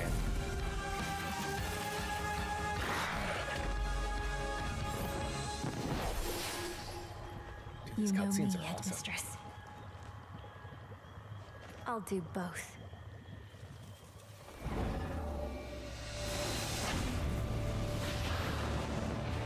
Death to Kronos. Phenomenal. Prepare to battle beyond the underworld of Greek those graphics look in sharp. Hades 2. Play as the princess of the underworld to take on the sinister titan of time. Wield powerful weapons of night, the sister blades, the moonstone axe, the witch's Oh, I love staff, the axe so and much. more. Cast a binding circle to ensnare your enemies and gain the upper hand. Along the way, the gods of Olympus will grant you new skills and abilities. Mix and match to find the most powerful combinations. Each time you set out, you'll be faced with different choices. And you'll keep growing stronger and unlocking new upgrades. Discover new secrets and unravel the story. Oh yeah, the band. On Oh my Nintendo gosh. Switch 2, experience the action in up to 120 frames per second in TV mode. Good. Hades 2 launches first for consoles on Nintendo Switch 2 and Nintendo Switch September 25th. Wow, that's great. New Amiibo figures Come on. right in. Amiibo? They better not be Kirby Air Riders $40, man. game is coming soon, and 2 new Amiibo are also Cute. on the way. Tap them to summon figure players that you can train. Oh, cute. Your figure players will level up Figure as they play. compete, This is very and the Smash machine's Bros. It's so proficiency funny. level will also increase. Plus, with the Amiibo, you can swap riders. What? Just like in the game, you can choose your rider and machine. Levels are also transferred over. Oh my These 2 gosh. new Amiibo will be available November 20th, the same day as the game's launch. Be on the lookout for even more Kirby Air Riders Amiibo updates Okay, in man. the future. And a second Kirby Air Riders Direct, hosted by It the better game's be good, director, dude. Mr. Sakurai, is also on the way. That's so cool. All right, man. I got the chills from just listening to that. Amiibo that actually do something. Is this the Age of Calamity Hyrule Warriors stuff? All right, pass. We already know this game's coming out. I'm wearing my Zelda shirt. This isn't the game I want, but it's the game we're getting. Age of Imprisonment. After traveling back in time, Princess Zelda meets the first king of Hyrule, R.E.V.O, and the queen, Sonia. She joins them to take on Demon King Ganondorf in a conflict that will come to be known as the Imprisoning War. Take on hordes of enemies as you fight alongside your allies. Like this brave Korok. Get familiar with your allies' abilities so you know which character to swap to in any situation. Zonai devices can bring water, wind, and other effects to combat. Make strategic use of them to counter your enemies and alter the flow That's kind of cool, battle. actually. Pair up with nearby allies to unleash mighty sync strikes. Depending on the pair, sync strikes can deal high damage or have a variety of other effects. Invite a friend to fight alongside you in split-screen That co-op. frame rate looks terrible. And with Game Share, you can play together on 2 separate systems, even if only one player has the game. That's good. So it's confirmed to be a Nintendo Switch 1 game. Uncover ancient truths that were only glimpsed in The Legend of Zelda: Tears of the Kingdom.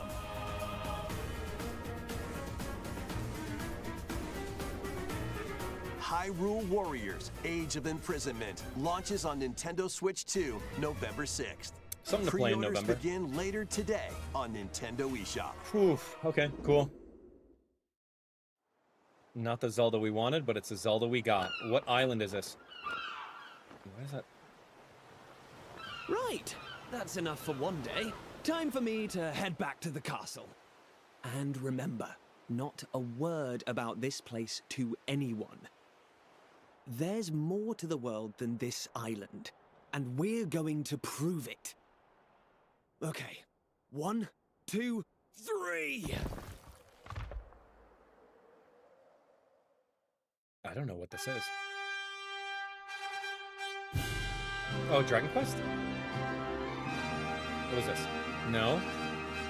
I don't know. It looks very art style.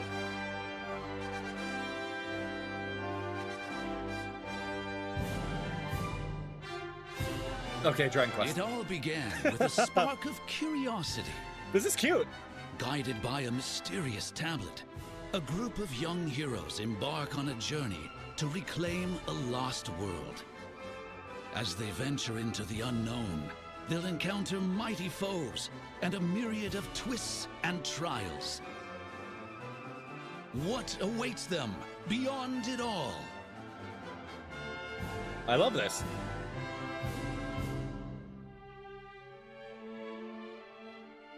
Stunning graphics. Expect nothing less from Square Enix, man.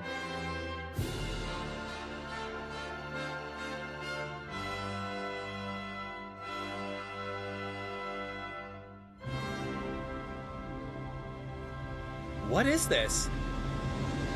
Okay, cool. Dragon Quest VII Reimagined. Love that. That's the spirit. Look Cool. out, world. Here we come. Awesome. That was Dragon Quest VII Reimagined. We hope you're looking forward to the journey ahead in this reimagined world. Now, we'd like to announce 2 things. Yeah, tell me more. First, here's some news about the Nintendo Today smart device app. No. The app continues to deliver all sorts of information about Nintendo games and characters on a daily basis. And we're adding a new Kirby theme. We're also delivering information regularly about Kirby Air Riders leading up to the game's release. So please check that out. Secondly, we have news about Nintendo Switch Online Plus expansion pack. More Please games? Take a look at this. More than 3 GameCube games? What?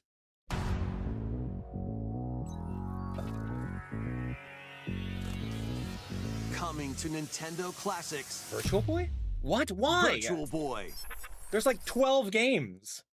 you'll be able to enjoy a collection of Virtual Boy games in stereoscopic 3D while playing on Nintendo Switch 2 and Nintendo Switch. In order to play, you'll need this dedicated accessory. What This accessory? recreates the form of the original Virtual Boy hardware by inserting a console to play. Both Nintendo Switch 2 and Nintendo Switch are supported. Play Mario's Tennis, Galactic Pinball, There's not even 20 games Telero Boxer, on and this more. failure of a system, and you're trying to The make it 14 popular. classic Look, games shown here are planned to be released over time. over time. Virtual Boy Nintendo Classics is scheduled to launch February 17th. Sorry, man. We want more The GameCube games. We dedicated want Nintendo accessory Wii needed to Online. play Virtual Boy Nintendo Classics will be available Nah. in the future. A cardboard model of the accessory will also be available. In case you can't afford it. Ooh. Gross. We hope you're looking forward to Virtual Boy Nintendo Classics. Okay, let's see some more. How much is that headlines. gonna be? It's just a holder. No way, dude. And you're gonna be like, gross. The Absolutely crimson not. Hard butterfly pass. I'm so soars sorry. again. We want so many other things, but we got a Virtual Boy Minakami knockoff. Village, a place said to have vanished from the Ugh. map. Go on. But Fatal when frame, twin cool. sisters, Mio and Mayu, find themselves lost and wander into the village, they encounter the unthinkable.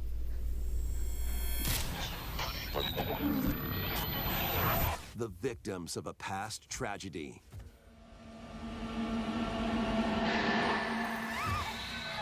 Now, Mio must use the camera obscura, a device that can pacify the unsettled ghosts and find a way home. But as she delves deeper into the mystery, Don't let go of my hand. Mayu's sanity slips away.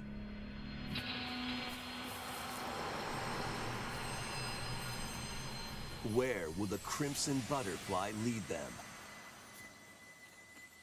Fatal Frame 2 Crimson Butterfly Remake launches on the Nintendo Switch 2 system early next year. Too spooky for me, but awesome. Upgrade your play with the Nintendo Switch 2 editions of these games. How much do the upgrades cost? In the Are they Nintendo free? Switch 2 edition of One Piece Pirate Warriors 4, you'll face off against more on-screen enemies than ever before as you aim to become King of the Pirates. I love Enjoy Overcooked too. camera play and more in Camera play. Overcooked 2, Nintendo Switch 2 edition. Serve up dishes and reactions while you cook together. Woo, boy, that's funny. That's funny to me. Mouse controls are cropping up in the Nintendo Switch 2 edition of Stardew I love Stardew Valley. Plus, up to 4 friends locally can play in split-screen multiplayer. And with Game Share, up to 4 players can play together if one person has the game. That's cute. 5 new levels, including Candyland and Museum, are dropping in with Human Fall Flat Nintendo Switch 2 edition. What is this? Plus, with mouse controls, you can enjoy a new way to wobble with physics-based fun. It's like Fall Guys? Craving more to clean? Powerwash Simulator? What is this? Powerwash Simulator makes its triumphant return with a shiny new entry in the relaxing Clean 'em Up series. Unholster your washer and effortlessly blast the dirt away as you transform your sullied surroundings into squeaky clean scenes. A cat. That's Make Owl. use of new tools and supplies, including enhanced soap, a surface cleaner, additional power washers, and ripping equipment for those hard-to-reach places. Wash Why your do people way like through this a game? fresh campaign as you explore even more of Muckingham. Then venture into new, grimy locations, including Detergent Toe and Lubra What is City. this game, man? After a hard day's work, Yo, take your some house time better to be unwind in squeaky your home clean if base you're playing this and game. spruce up the place with furniture and accessories you've collected. That's And funny, for the man. first time, up to 4 players can make It's progress ironic. in It's the like, oh, campaign dude, I'll play together in Powerwash online Simulator, but co-op. my house looks like Or trash split and it's the work dirty. between 2 players with local split screen. Like, could you imagine if Very someone's like that? satisfying Come on, man. Indeed.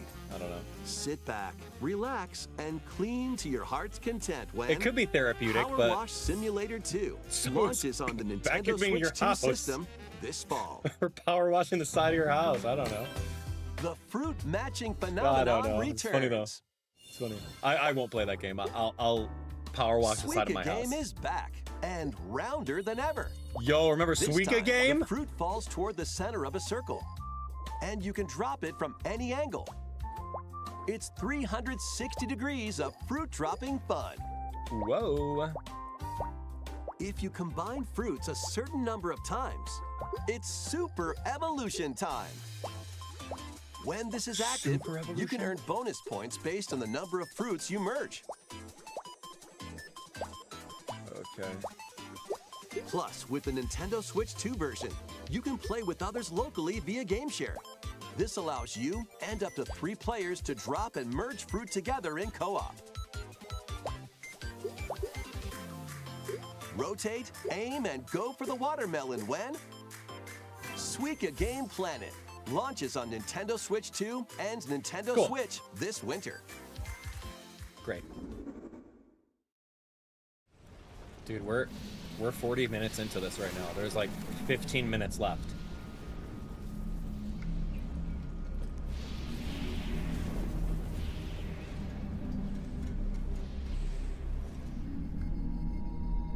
Yo, is this the Metroid game?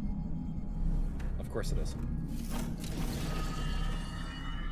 On a motorcycle? What are you doing?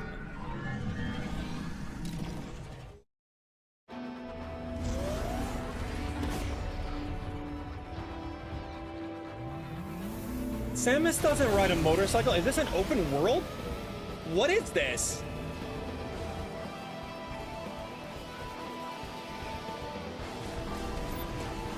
This is not Metroid Prime 4.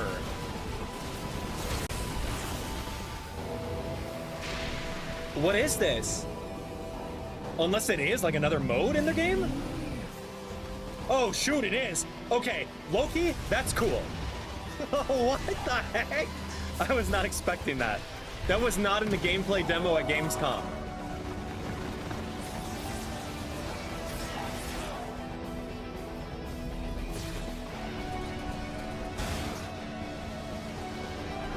That kind of is fun. That's exciting because you go into third person.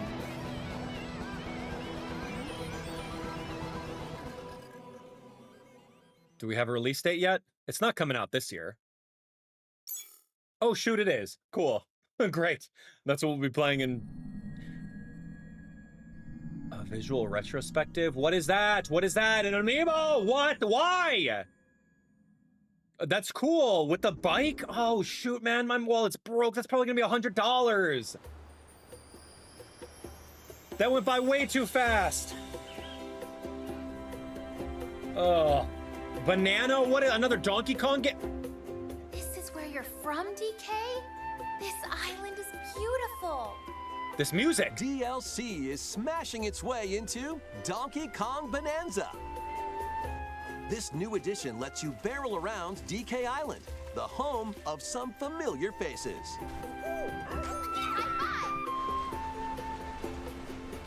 Yo, And if you finish the main game story, Void Kong will offer you a position in the ranks of the Void Company. What do you think? Ready! Your mission? Collect as much shiny green ore as you can in Emerald Rush. okay. Meet your emerald quota within the time limit to clear each round. Okay. The key to amassing emeralds I'm is liking collecting this. fossils to gain perks. Collect a fossil and you'll get to pick from 3 random ones. So this is like, Perks have different effects, like getting more emeralds from defeated enemies is this like side order? or more jam-packed treasure chests. There are all sorts to choose from.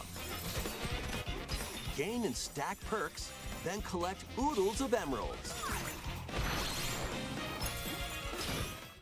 can also smash Banandium gems to gain random skills that power up Donkey Kong during your run.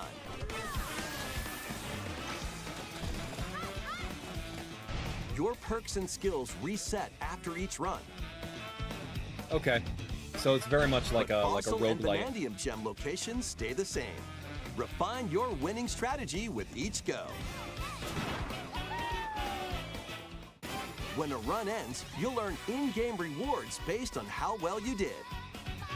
Playing can net you new fashions and statues to display on DK Island. Plus, you'll get to play Emerald Rush on more layers. Take on the challenge to earn that promotion. The Donkey Kong Bonanza Paid DK Island DLC. and Emerald Rush paid DLC launches on Nintendo Switch 2 later today. Later Plus, today? a free demo of the main game will also be available on Nintendo eShop later Why today. is it paid, man? You already took $70 from us, Donkey man. Kong Bonanza is getting paid DLC called DK Island and Emerald Rush. This game just came out like last month. Please look forward to collecting lots of emeralds in Emerald Rush and exploring this modern take on DK Island. Next, That's please gross. take a look at this. That's like day one DLC. It might as well be. That's disgusting. How much is the DLC going to be? $20? Making the $70 game? Oh shoot, it's Pokemon. Forget about Donkey Kong. Yo, what is this? Z to A? Ditto. I didn't expect Pokemon here. Oh, a rusty old Pokedex? Generation 1? What the heck is this? Oh, that's a Ditto transforming into a person. Weird. This land is just waiting to be shaped Minecraft? by a Ditto that looks like a human? And what's that in the grass? Bulbasaur. Oh, that's Bulbasaur, a grass-type Pokemon. I love it.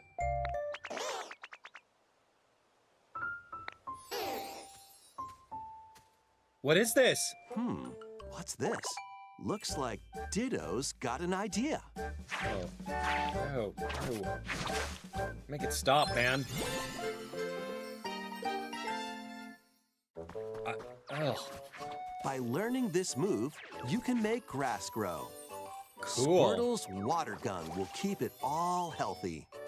As nature flourishes, so do the Pokemon.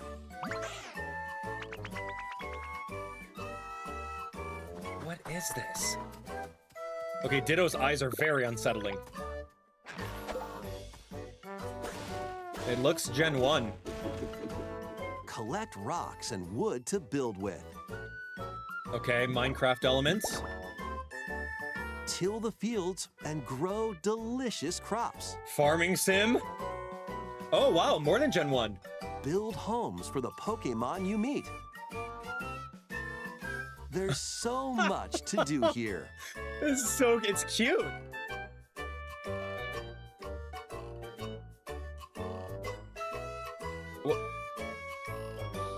What's the point? No need to rush, though. Go at your own pace. It's like Pokemon Cozy Farming and Sim. You'll have a wonderful space before you know it. Wow, okay. Wow, that looks very familiar. A Pokemon Center? Pokemon Pokopia. Cool. Koei Tecmo. A brand new Pokemon game is coming to Nintendo Switch 2. You know what? I'm down for it. We hope you're looking forward Hey, we to don't have Pokemon Animal Crossing Pokopia, where a for Ditto Nintendo with a Switch 2 human yet, appearance so builds a let's new play life this with instead. other Pokemon. I'll play it. This is cute. Next, we have information about another Pokemon game, which Oh, launches really? very Stealing soon. their thunder, huh? Okay, Z-Day. We already know Z-Day is coming out like literally next month.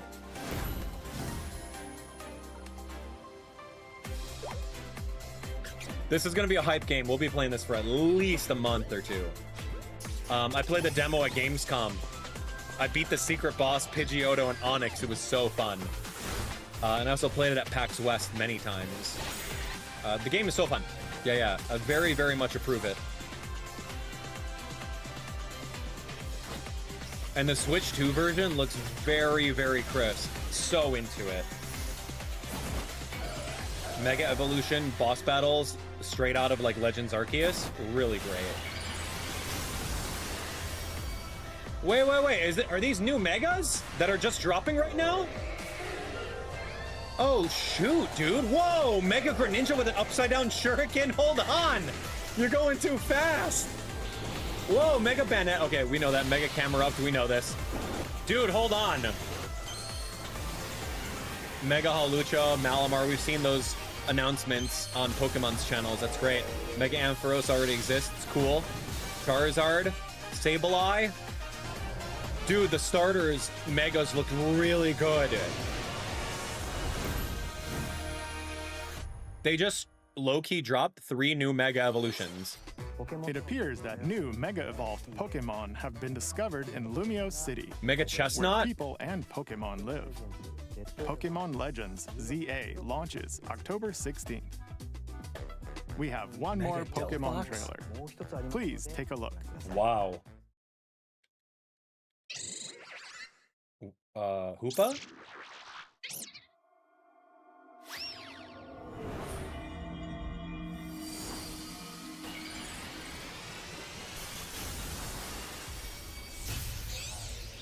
What the heck? What is Raichu doing?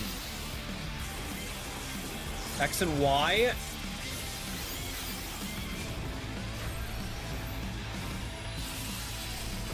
Mega Dimension? Day 1 DLC? Pokemon Legends ZA is getting paid DLC called Mega Dimension. Raichu has 2 different Mega Evolutions. How do you think they'll perform? More details will be shared in the future. Let's move on to some more headlines. What?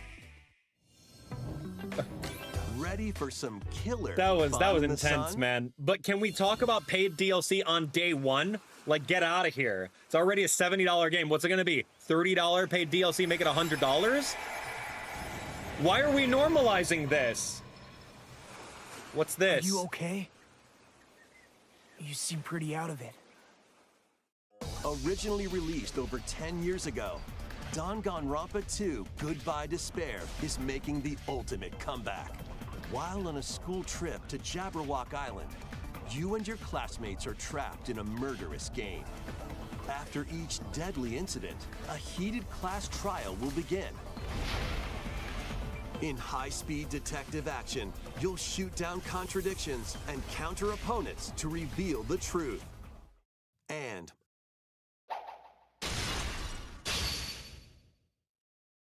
along with the main game, an additional story is included. One incident will trigger an entirely new scenario with different victims and culprits. The wait is over! The next class trial is about to begin! Danganronpa 2x2 launches on the Nintendo Switch 2 and Nintendo Switch systems next year.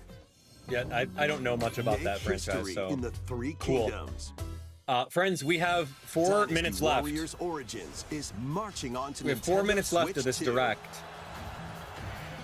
The 3 Kingdoms, an era of warring factions. As a nameless hero, join forces with Xiao Xiao, Sun Jian, or Liu Bei on your journey to become a true warrior. Your choices will influence your story and may even alter historical events from the 3 Kingdoms. Plus, paid DLC is on the way. Choose a different path and experience new developments that weren't in the main story. Walk your own path and become a one-man army. When Dynasty Warriors Origins and Okay, there's the probably DLC like both maybe launch 1 on or 2 Nintendo more Switch announcements. 2, January 22nd. Wow, we'll see. 2 fates are now Cool. intertwined. Great. Is that a Rathalos? Yeah, this is Monster Hunter Stories. I'm excited about this game. I love the Monster Hunter franchise, so this is gonna be real cool.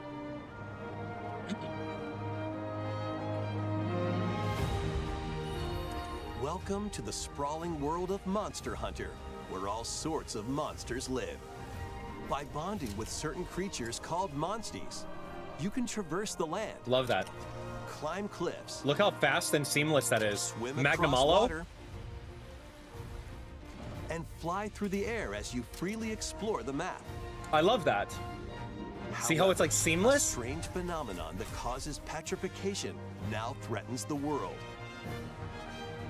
It's up to you to venture forth and find the source of the danger in order to prevent total calamity. Raise your monsties, bond with them, and work together to face whatever stands in your path. I'm so excited about Monster this game. Hunter Stories 3.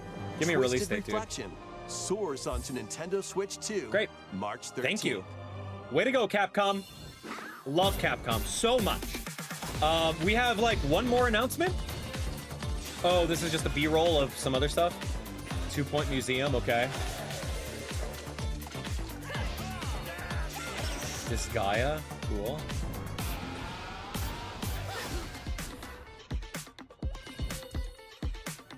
Insert obligatory FIFA game. Dragon Quest, that's right. 1 and 2 remake, that's right. I played that over at PAX. It's really good. Virtua Fighter, yep. I've been hearing a lot of good things about that.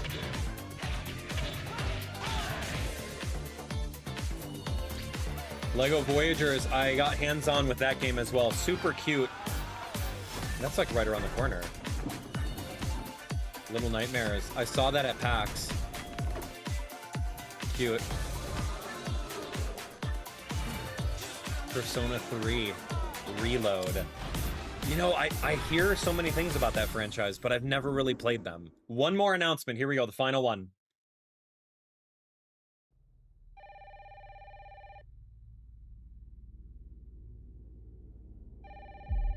What do they save the best for last? What is this?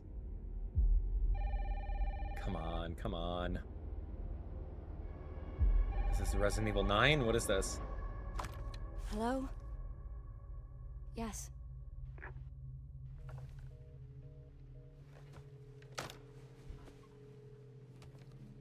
Who was it? Dunno. They asked for Miss Ashcroft and then they hung up on me. Rude.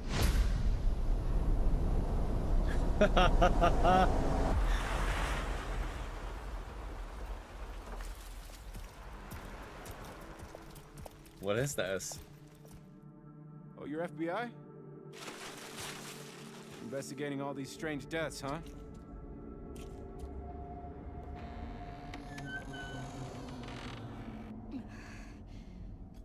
I played the Resident Evil 9 demo. It didn't have anything like this in it. Grace. Stay close to me. Oh, too scary for me, man. Keep moving. What's wrong? I'll explain later.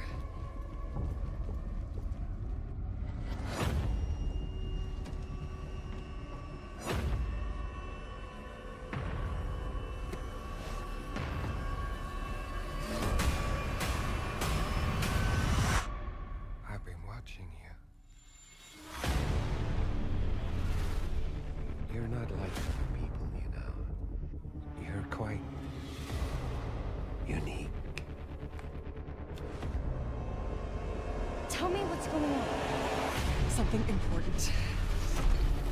Oh, yep. Okay, okay. Yeah. Grace. That was part of the demo I played with the lighter and that thing. Oh my gosh, yeah. That thing literally bit my head off and I got a game over. Yeah, Resident Evil 9 for sure. Requiem. Escaping your destiny. So cool. I mean, look, dude, I don't play scary games like that, but they look amazing. Oh, so cool. I'm actually very glad. I'm very glad because that was on PS. The demo I played was on PS5. So I'm sure they had to tuned down the graphics a little bit. Oh. Okay. And even more Resident Evil games? Good. A brand new entry in the Resident Evil series is launching on Wow. Nintendo Switch 2. We hope you're looking forward to Resident Evil Requiem, where you'll face unknown nightmares. Yeah. Too spoopy for me, man. Plus, Resident Evil 7 Biohazard, the first in the series with a first-person perspective.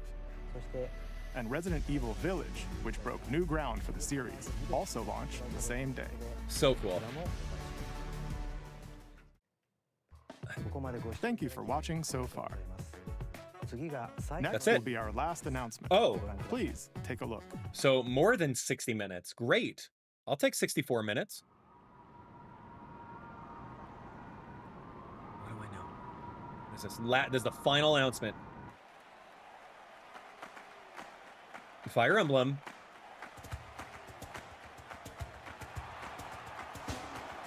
Yo, what? Bold warriors, draw now upon your strength.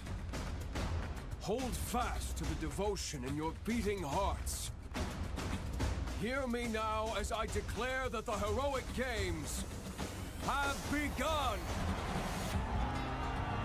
I hope it's a Fire Emblem game. It kind of looks low-key Fire Emblem-like. Intelligent Systems has their own style, but I could be wrong. I only want to fight so I can save my father's life. Haha, yeah! Sweet! Oh, sweet, dude. That's great. I'm in. I've been wanting a new Fire Emblem game for a long time. An unyielding strength for any foe. Sheer strength to uphold the faith I hold dear. Above all, I need the strength to lead my people. That's Strength great. enough for a queen.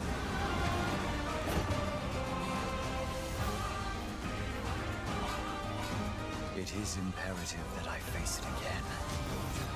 I must cull it with this blade. My full strength. There's a man I hate so much that simply killing him will not satisfy me. For that reason, I refuse to die.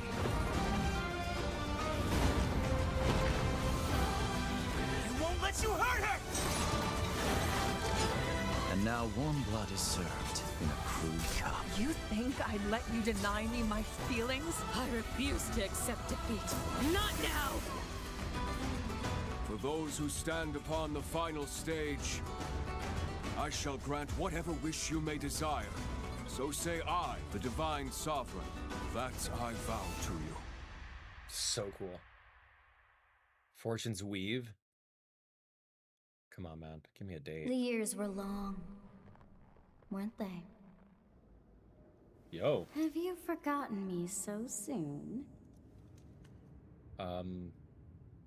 Yeah. 2026. I'm good with it. There's too many things happening in 2025, so like take your time, make it good. That was the trailer for Fire Emblem Fortune's Weave. The latest. Was that in the really so series. This intertwining story happens alongside the thrilling Fascinating. heroic games. So a little bit of kinds continuity. stories await?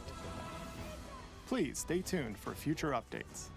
Yeah, I may have to play like That's some of the all for other today's Nintendo Direct. paths of Fire Emblem. Thank you for watching.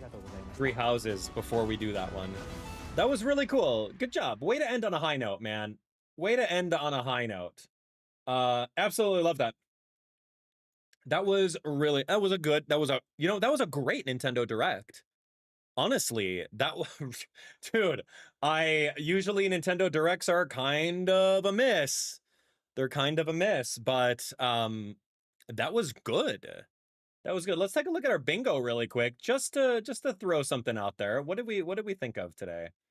Let's see. We didn't get Luigi's Mansion at all. Let me make this really quick, and we'll scribble through. Yeah, this was really good. Rate it out of 10, friends. Rate the Nintendo Direct out of 10, and let me know how you feel. So we didn't get anything about Splatoon Raiders. Mario Anniversary was a big thing. Sonic Racing? Why didn't we get any information on that? That literally comes out this month. New NSO games? Bro. Virtual Boy. Wow. Tomodachi Life. You know what? I'm gonna say NSO Games was correct. Mario movie for sure. We got the Galaxy.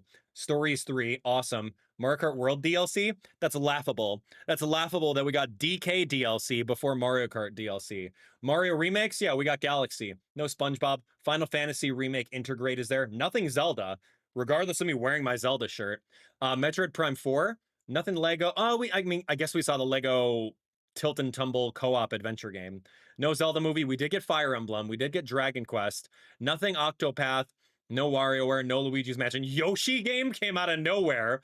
Absolutely no Animal Crossing. No Smash Bros. No Yokai Watch. So, kind of cool, right? That was kind of what we thought. That's what we collectively thought as an audience. Everything in the top left was like things that are definitely going to be there, and then lower right was like, yeah, right. So it just kind of went that way. So very, very interesting. I'd be curious to hear your thoughts on the entirety of the Nintendo Direct. Let me know what you thought. Dude, that was very solid. I want to go back and like think about everything.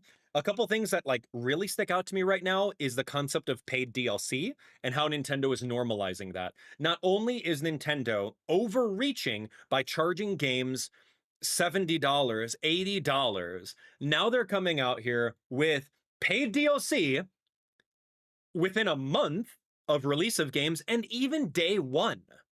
No, they couldn't include that. Why don't we just like save it aside over here and charge people more money for it? So we'll charge them $70 for the game and then like $20 for the DLC. Done. We make $100 out the door with tax. It's gross. And it needs to stop. It's only going to get worse right now. But anyway, let's go into my thoughts in the analysis. I think that's going to be super fun. So let me know in the comments what game you're most excited for, and we'll go from there. So don't go anywhere. All right, man.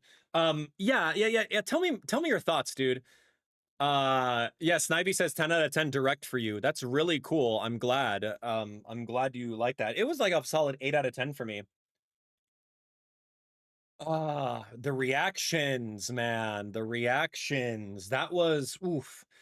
There's a lot of things that I like about this direct, but like at the same time, I'm a little guarded. You guys know me. Like I'm a little guarded. I hate with a passion the greediness that Nintendo's going through right now. Some of you guys don't see it. That's okay. Open your eyes. You guys don't see it, but they talked about paid DLC at least 2 times. I was gonna say 3 times, but that's disgusting. Nintendo Switch is already overpriced at $500 plus tax. Each of the games is $60 or $70. Like, what are you doing? Why are we normalizing this? Anyway, so what we're gonna do right now is we're gonna go through our thoughts. Now's your time to chime in the chat. We're gonna talk about our thoughts regarding the Nintendo Direct, pretty much everything. We'll do the analysis. We'll usually spend an hour on it. There's like a lot of things over here that we can talk about, but now that we processed it, we can really talk about our feelings. Like, what do we think about the Yoshi game? What do we think about the freaking Z to A paid DLC with 2 Raichu? Why are you doing that? Oh my gosh, man. Tell me I'm not the only one fed up with that. Like, as a consumer, it's really gross, man. I'm fatigued. I'm so sorry. As a Nintendo fan, I love all the IPs. I think they're great, but like from a consumer standpoint, very fatigued. I'm just fatigued at all of the decisions that they're making regarding monetization.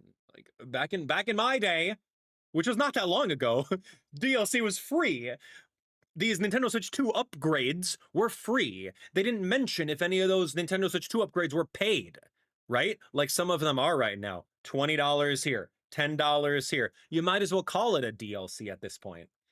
It's gross. And as a Nintendo fan, you shouldn't be okay with that. You should not be okay with that.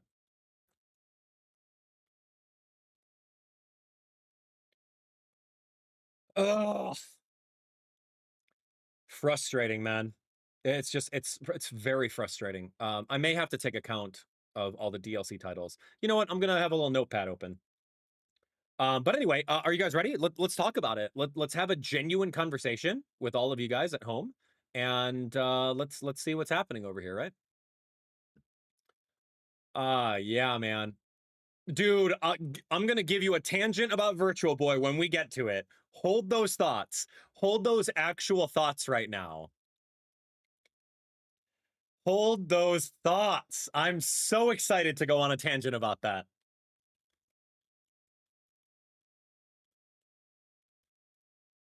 Ha 22. Oh, we're done. We're done. We are done. We are done. Oh my gosh, I cannot wait. Please, please, right now. All right, here we go. This is it. This is it. Let's talk. Let's talk Mario tennis game. Ooh, yeah.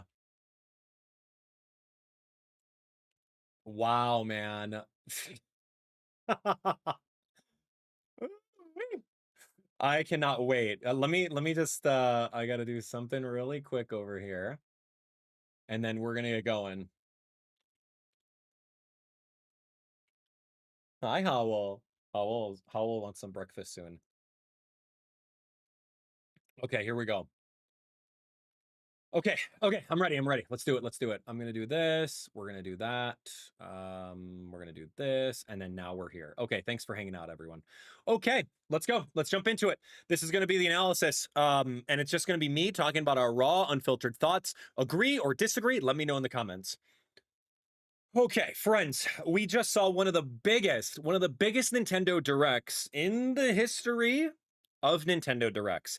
It was amazing. There were high points. There were very, very low points. So if you didn't already watch my live reactions to it, go watch that video. It was about an hour long. Cool. Run it in the background. But stick with me right over here as we go through each of these different announcements and we talk about our raw, unfiltered, non-sycophantic thoughts about it, right? We're unplugged. Let's go. Let's figure it out. All right, friends, let's do it. Okay, so right off the bat, let's do this right over here, the Nintendo Direct. We're gonna start right about here. Okay, spoilers. They start off very strong, right. This is a very, very strong start. We talked earlier that the Nintendo Direct was going to have a lot of Mario stuff for the 40th anniversary.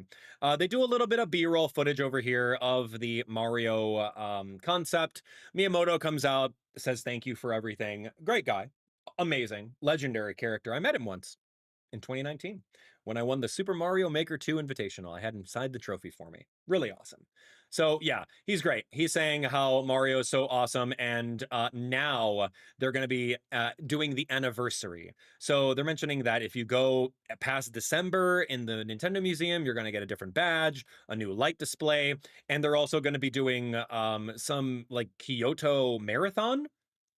Interesting. Yeah, interesting. And it has some like Mario bibs on there. So cool. That's the Mario bib for the Kyoto Marathon. Great. They go over here and here is the full trailer. This is the full trailer for the Mario movie, right? Looks amazing. We see the same art style. It's literally taken from the team at Illumination. We see a Monte Mole wearing a little hat, a little butterfly. I don't know the significance of the butterfly, so you guys are gonna have to tell me. Some cheap over here in the water, maybe a toad or two. And yeah, it just looks really good. It just looks really, really good. Taking a look at it, yeah, it flies up into the sky, done. And like all the rumors were like legit true. I've seen a couple rumors that it is the Super Mario Galaxy. That's what they were thinking. So I don't really know how or what, but there's a Luma, and that's very, very cute. It was inevitable, right? We all love the blue Luma from the first Mario movie. It's inevitable that they're going to go into that. So it's a Super Mario Galaxy movie. It is going to be in 2026 in April. Thank you so much. Chris over here says that you're going to enjoy it. He has a little blue Luma in the background, a Bowser on a piano in the background. Really cute. Yeah, very, very nice. I'm excited. So what's really interesting is they bring back all these voice actors that were here. All these voice actors. Chris Pratt's back. Anya Taylor-Joy is back as Princess Peach. We also have Luigi, Charlie Day. We loved him. I loved his Charlie Day. Jack Black as Bowser. Cool. Little fatigued with Jack Black recently, but cool. Keegan-Michael Key, love that guy. Key and Peele, one of my favorite shows. And then Kamek right over here with Kevin. But they didn't mention who Rosalina's going to be. It's inevitable. Rosalina's there. Maybe they're going to do a cast announcement for that. But I'm very excited to see who's going to be casted for that. The game is going to be great. I really can't wait for it. Anyway, sorry, this is Howell, by the way. He wants to say hi. Now they're coming out over here in order to commemorate, we're going to bring a 15-year-old Wii game onto Nintendo Switch 1 and 2. So you don't have to buy a Switch 2 upgrade or anything like that. It's a Switch 1 game.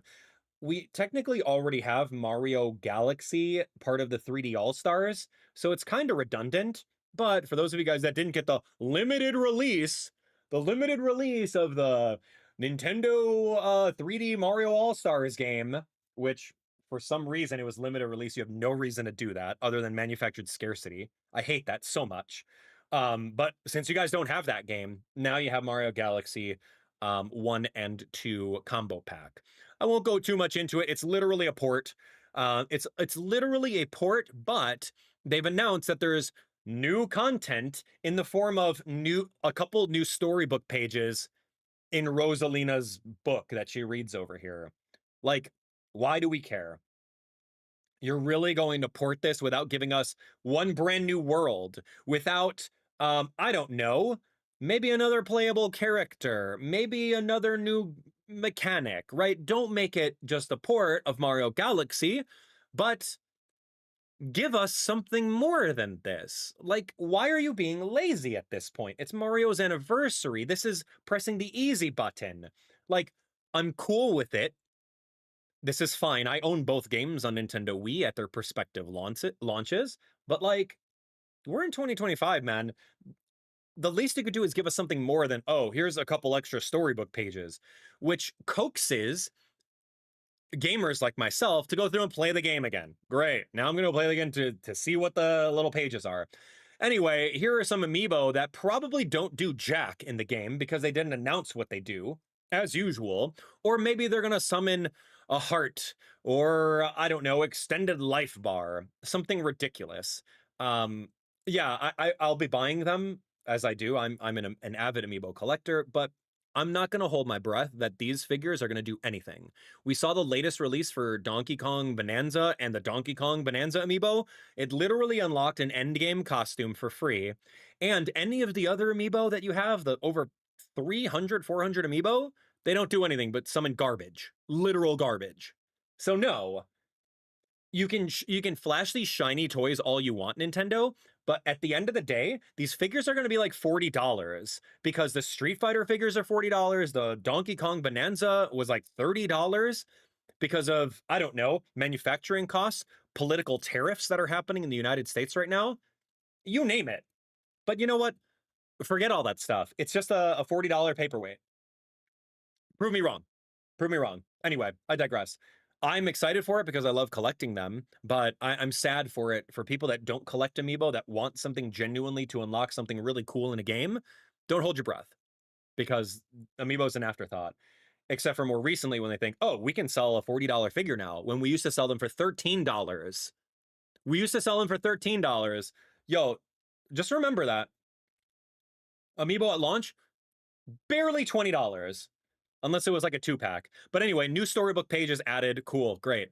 They're coming out. This is a really weird thing. They're coming out with a physical version of the storybook. Learn more at my Nintendo Store website. Sorry, friends, I'm not going to pull that up right now and like do the research on it. Maybe I'll make a video on that later. But Koizumi-san says, oh, and by the way, the new pages, they're not going to be in there. Like, what are you thinking? Tell me about this. Tell me about this. Let's think about the development for this right now. Nintendo big boss, whoever it is, says, hey, you know what? We should make more merchandise and sell it. Intern number 1 says, you know what? Since we're going to be doing Mario Galaxy, we're going to be re-releasing the game. Why don't we do a physical version of the storybook and sell that on my Nintendo? Great, cool. Print it, right? So then they go and they print it. They make hundreds of thousands of them. And then another intern says, hey, boss, like, shouldn't we like add something? Shouldn't we add something to Mario Galaxy 1 and 2 so that it's not just a port? You know, like, because our fans deserve a little bit more. Boss is like, dude, we already printed the book, man. What are you talking about? He's like, all right, hear me out. What if I just add a couple more pages to the book in the game? Like, is that going to be cool enough? He's like, oh yeah, fine, just do it. It's not too late in the development process. Go ahead, add the pages. And then intern one's like, dude, boss, we already printed hundreds of thousands of copies of the book.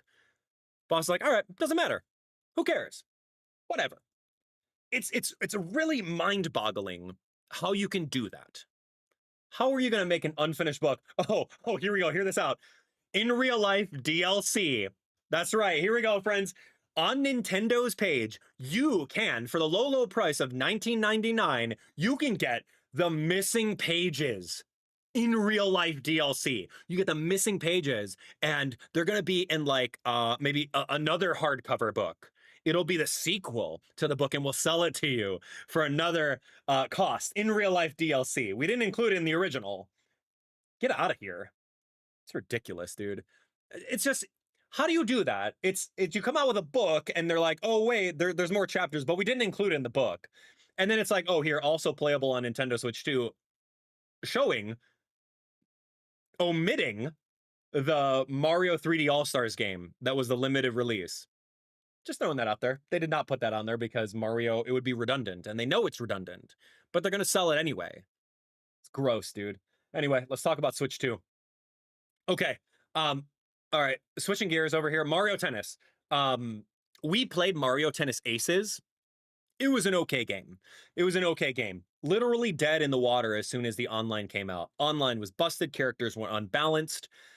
It was chugging through its life cycle of trying to get people to play this game. That was literally, it was so bare bones of a tennis sim. And it was a lot like Mario Power Tennis on like Nintendo GameCube or Wii or whatever that was. It seems like every generation has a Mario Tennis game. Like it's fatiguing at this point. How many times are you going to reinvent the wheel? And the last Mario Tennis Aces game, the story mode was bare bones. It was an attempt, but it was bare bones. So coming into this game, watching this trailer, oh yay, another Mario Tennis. Okay, cool. When we already have Mario Tennis Aces on Nintendo Switch 1 that you can play on Nintendo Switch 2. The game looks the exact same. Okay, wow, you can slice, you can lob, you can drop, you can do a power attack. Like, wow, so fun. Things you couldn't do before. Diving for the ball. They literally said verbatim, you can always dive for the ball. Who are you trying to fool, dude? I literally own every single Mario Tennis game. This isn't new. So when I get heated up like this with them just regurgitating the same game, I get upset because this is going to be a $70 game. They're going to do some stupid paid DLC and it's going to be disgusting. Okay? That's my first impressions. It's gross. Oh, wow, now we have different rackets that do kooky things. Really insane fire on the courts. Watch out. Like, how is that fair? It's the new gimmick, but like, honestly, we've seen this before with fire effects on the stage. We've seen it before with ice effects on the stage. Like, okay, great. It's just instead of doing a power shot right now, we're going to be spawning items and other silly things that happen on the court, right? Like it's I don't know. It's a gimmick. Well, there's over 30 rackets. You can customize it and go from there. Like, I guess that's cool. And they also said, like, over 28 characters. Like, and that's the thing, right? And here's New DK. New DK is here to stay. Here's the thing, right? So, like, they slow dripped characters throughout the lifespan of Mario Tennis Aces to get you to try and play the game. They're like, oh, here's Rosalina, here's Diddy Kong, here's this person releasing, please come play the game again. And now they're just like taking a Mario they're taking a Mario Kart World approach and saying, hey, here's a billion different characters that no one cares about, but hey, it's content, right? Not so much. You got to be able to see right through that, man. You got to be able to see right through it. Oh, you're going to play as a blooper now. Oh, cool. Watch out. Watch out. He's going to throw water on the field. Like, less is more when it comes to these games. But I don't know. I digress. Trial Towers seems cool. Fever Shot, there's some other kooky game modes, as Mario Tennis usually is. Wonder Flowers make an appearance to make some wonder effects on the screen. There's some other crazy stuff. Online modes, sure. You can play as these crazy party mode of Mario Tennis, or you can do casual, or what is it called? The ranked matches. So it looks like ranked matches, you're going to be able to use the gimmicky rackets. And here we go. In case you want to try the unresponsive Nintendo Switch 2 motion controls, there's no physical way. I'm so sorry. There's no physical way. Hold on, before we get into the good stuff. There's no way people are going to play this. I play tennis. I play pickleball professionally. I love racket sports. I love ping pong. I love tennis. I love pickleball. I love all of that stuff. Very, very slight wrist movements to do top spin, to do slices, to do lobs, to do drops. I'm going to bet you right now that it is not responsive in any way, shape, or form. You see him go deep. You see him go deep for like a lob, which is fine. But like, if you want to play this in any fashion, there's no way that you're going to be able to master this and get the shots that you want. Doing a top spin versus doing a top spin lob? No way, man. Anyway, I digress. That's all the negative stuff I think about it. But this is cool. This is actually really, really cool. So there's a story mode, and you guys know me, I'm a huge advocate in story mode games, or sorry, story modes in games that Nintendo shovels out for us. This is cute. We don't get to see Baby Wario. I don't think we've ever seen Baby Waluigi. I don't even remember the last time. Or Baby Peach, Baby Mario. Why DK didn't turn into a baby? Fine. Baby DK does exist. Look him up in Yoshi's Island DS. He's a thing. So this is cool. This is really cool. So something happens with the baby, or sorry, the characters, and you can go on an adventure mode where you're running around and talking to people. Now, I don't know who developed this game. I hope and pray that Camelot doesn't come anywhere near this Mario Tennis IP. I wish they gave that. I wish right now, low key, I wish Square Enix worked on this game, because you know that it would be good. If it was Camelot that did this, Camelot did Mario Golf Super Rushed. That story mode was atrocious. It was just literally walking around and doing nonsensical things. It was so bad that I felt really, really upset. And they made that game. So if Camelot made this game again, then I'm holding reservations that the story mode looks cool, but is going to be an utter flop. I want Square Enix to make a Mario sports game like they did with Mario Sports Mix on Nintendo Wii, which was a knockout for a Wii game. So I'm holding my reservations on it, friends. I love the idea of the babies. I love the idea of this story mode. That's why I'm going to buy this game, because I want to play the story mode. I can care less about playing Mario Tennis for the umpteenth time on a Nintendo platform. Like, I can care less about that. Mario Tennis 64 was great. Mario Tennis Game Boy Color was the true GOAT. You got a custom character, you transfer your character into Mario Tennis 64. That mechanic has never been replicated. It was amazing. It was an RPG. I don't know what's going to happen here, though. So anyway, Mario Tennis.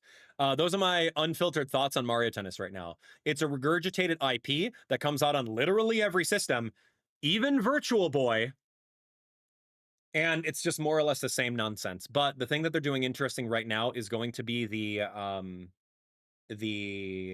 story mode. So anyway, here's Mario Bros. Wonder. I loved this game when it came out. It was an amazing side-scrolling game. I don't have anything bad to say about it other than the lack of replayability and no New Game Plus or anything like that. They're coming out with some Nintendo Switch 2 edition of it. Meet up in Bella Bell Park. Okay, so now whenever they say Nintendo Switch 2 edition, low-key, they're saying DLC. They're saying DLC because, one, they want you to pick it up again, and two, they want you to potentially buy it for Nintendo Switch 2 if you're a Nintendo Switch 2 owner and you don't already have it. The main gimmick about this right now is the fact that they're adding in multiplayer minigames.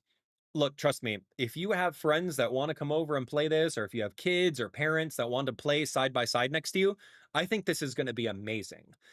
Me personally, I'm not going to do any of that. I like the solo gameplay aspect of it, but if I have some friends over, I can totally troll them and destroy them in all these mini games, and that's really fun for me. Love it. Absolutely love all of this stuff. There's like a hide and seek. There's like a prop hunt concept like this. You could turn yourself into that for some reason. How Luigi turns into a talking flower, I have no idea. Doesn't seem canon. But anyway, there's some like other hot potato things. There's some like little mini games that you can play. Doesn't seem like a lot of mini game content, but I like the fact that they added something to this and they breathe new life into this game that we enjoyed a couple years ago, right? So cool.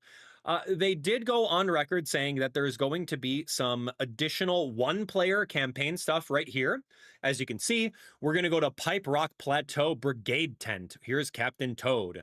Here's another little area over here. Here's another area that has Wonder Seeds. So, of course, there's going to be a little bit of campaign. If we learned anything from the $20 DLC from Kirby and the Forgotten Land, which had literally 12 levels extra and one extra boss fight. If we learned anything about it, it's going to be very similar to that. It's not going to be a new full-on campaign. It's just going to be a couple levels sporadically placed over here to satisfy the one-player people. Great. The only thing that I have reservations on is, what is the Nintendo Switch 2 Edition upgrade going to cost, right? And that's the thing that I have a very, very hard time with. I have a hard time with it. And we're going to keep tabs right now. We're going to keep tabs of how many Nintendo Switch 2 editions and how many paid DLCs there are. I want to ask you legitimately, how much would you think that this is worth if it was paid DLC, right? Or do you feel that it should be a free upgrade because you already spent the money on Mario Bros. Wonder? You already spent the $60, $65. You paid tax on it. How much should it be, right? And that's the thing. Some of the games on Switch 2 Edition are free upgrades. And then you have Mario Jamboree TV, Mario Party Jamboree TV that costs, $10, $15. I didn't even buy it. I didn't pay any attention to it because it leaves a bad taste in my mouth that they're trying to squeeze an extra $20 out of me when I already paid for this game. It's gross, dude. It should be a free upgrade 100%. But notice here that they don't mention anything about it. Nothing on screen.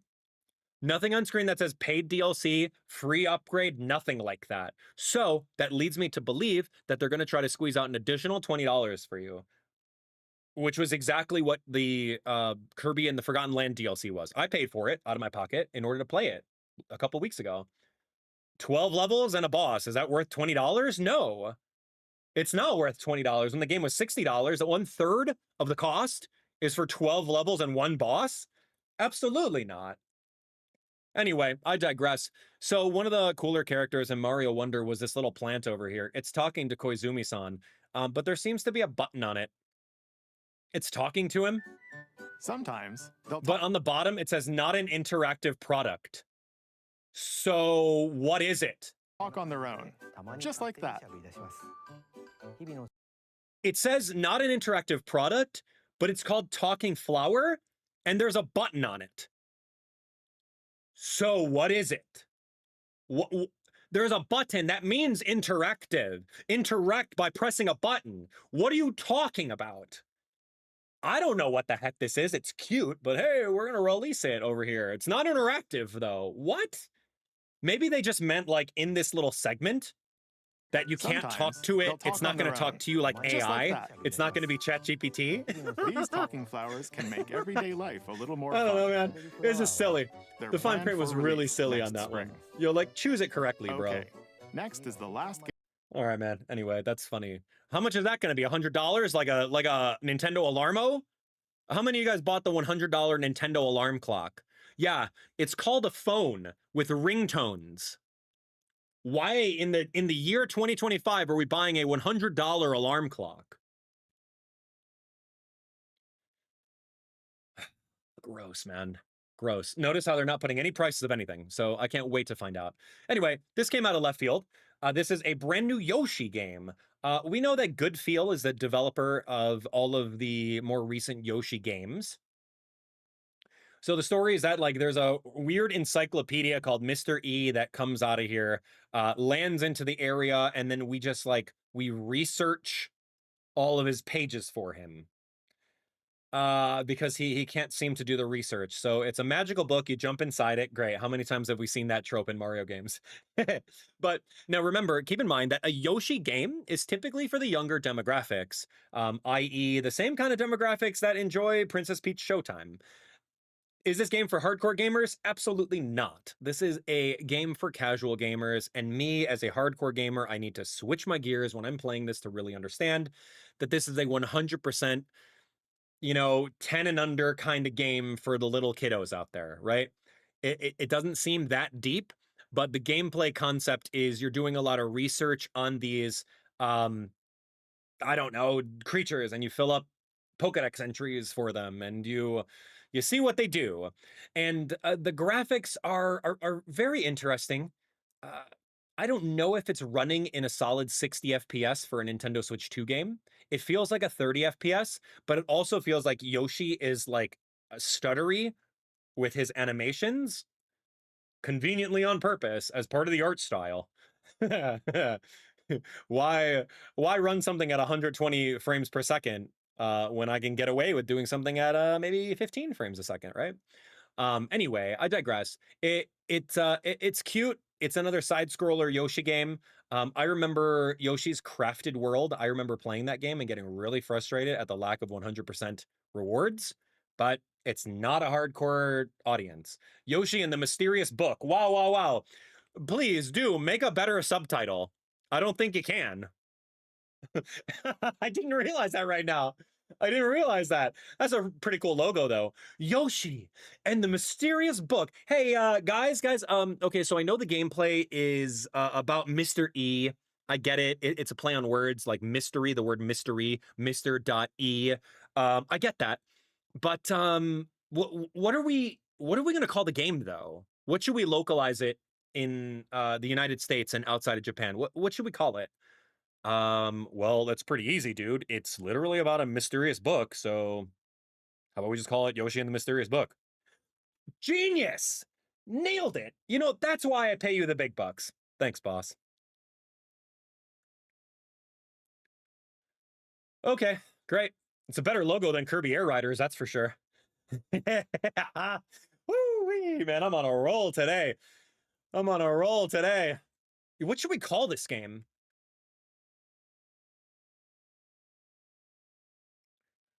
Oh, so funny, man.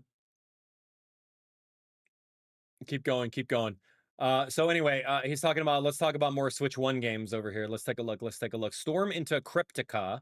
This game looks pretty cool. Storm Lancers. I would totally play this game. It looks like a little side-scroller Super Metroidvania. Has some really cool attacking elements to it. Yeah.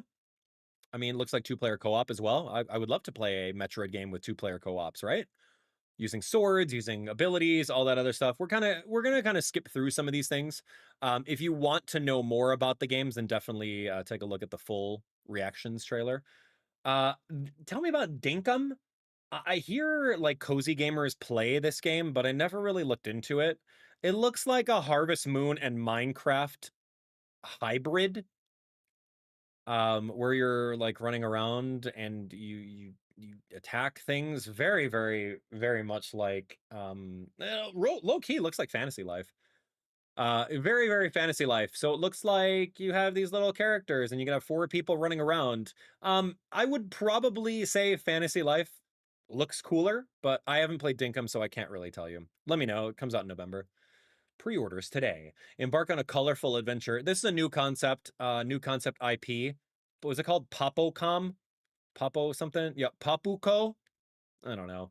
It's the same concept of like the match 3 little puzzle shooters. Kind of reminds me of Splatoon, where each character only gets like 2 colors, and it's a multiplayer only game. So yeah, you're just gonna do some puzzle platforming, shooting some stuff. Match 3. It's like a match 3 puzzle game meets Splatoon, it looks like. So yeah, available holidays. So fun. Tomodachi Life. Yeah. So there's a lot of hype with Tomodachi Life because you played this game when you were a kid, 10 years ago, whatever. and now you're 10 years older. So this has some sort of nostalgia factor to, I would say, maybe like Gen Z, as you're growing up right now. So the hype of this game, I mean, I played through the game. It was fun. It was fine.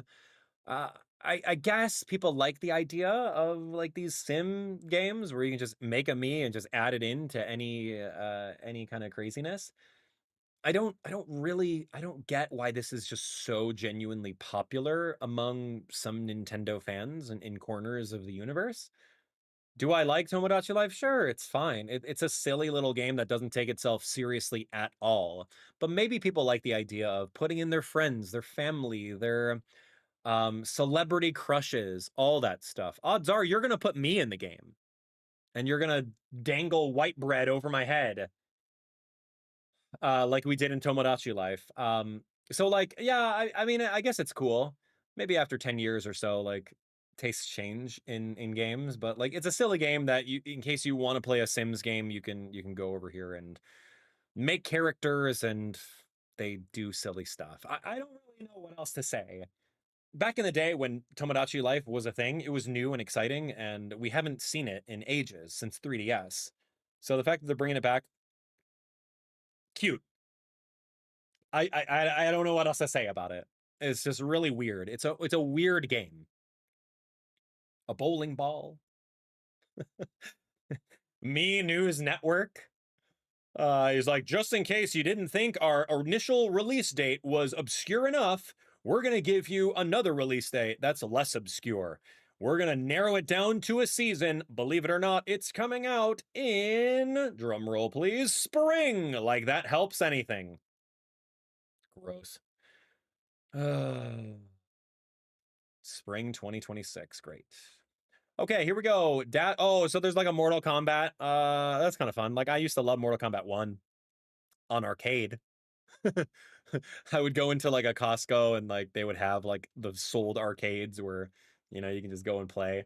So I love Mortal Kombat 1. So much fun. So this is like a compilation Mortal Kombat for Legacy Collection, it's called. Great. It's very fascinating. This could go one of two ways. They wanted to release the game in December for physical and digital at the same time globally, right? They wanted to do that. Maybe Nintendo didn't want them to do that, and maybe they're like, hey man, just release it digitally some other. I don't know.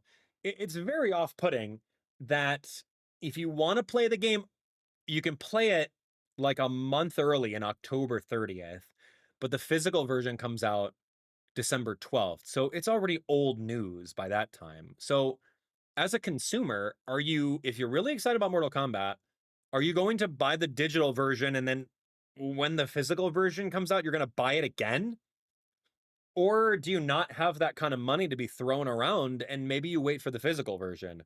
Or maybe you can care less about game preservation and you just buy the digital version. I would genuinely like to know where you stand as a consumer. I don't like this at all because throughout the Nintendo Switch's lifespan, I bought all digital. And now seeing the concept of game key cards, the concept of Nintendo stopping support for Nintendo Switch 1, eventually stopping support for the Virtual Console on Nintendo Wii U, Nintendo 3DS. You don't have access to those games anymore digitally. My entire collection on Switch is digital. And so like now I'm trying to buy physicals of everything. So it's just a really, really weird concept that if I want this game, I want it physical, but I also don't want to wait 2 months for it. Anyway, I digress. Remake Integrate looks really cool. I love Final Fantasy VII. I love all those characters. I played this game at Gamescom, and I played it... did I play it at PAX West? I played it at PAX West at Square Enix's behind-the-scenes appointment area. It's great. It's great. This game came out on other platforms, so this is old news. But the concept that it's here... And look, look. So this is what they're doing here. Physical and digital version coming out on the same day. That's the way it should be. I don't know. Do you think the developers from Mortal Kombat were just like, hey, well, we can probably make twice as much money if we release the digital version early? I don't know. Can't tell you. I physically cannot tell you. Linked Banner of the Spark. This is some sort of roguelike game. Very much like Hades. but a little bit more, I don't know, Mega Man-like? I can't tell you. Yeah, very much like, but Hades with a farming sim. Just what we need. Linked, Banner Spark. Okay, cool. Speaking of Hades, Hades 2 comes out. I can't say enough good things about this game. I loved hearing how much people loved Hades 1 when that game came out. I more recently got into the franchise, and I feel that I've played through the main story, at least in the open beta of this entire game. And it's just really fun. It's a roguelite. So you go through, you do these runs, and you may not be able to get to the very end, right? But that's okay because you get some currency along the run, and then you restart the run and use that currency to make yourself more powerful. And you try to get even further the next time. And it's that gameplay loop that's just really fun.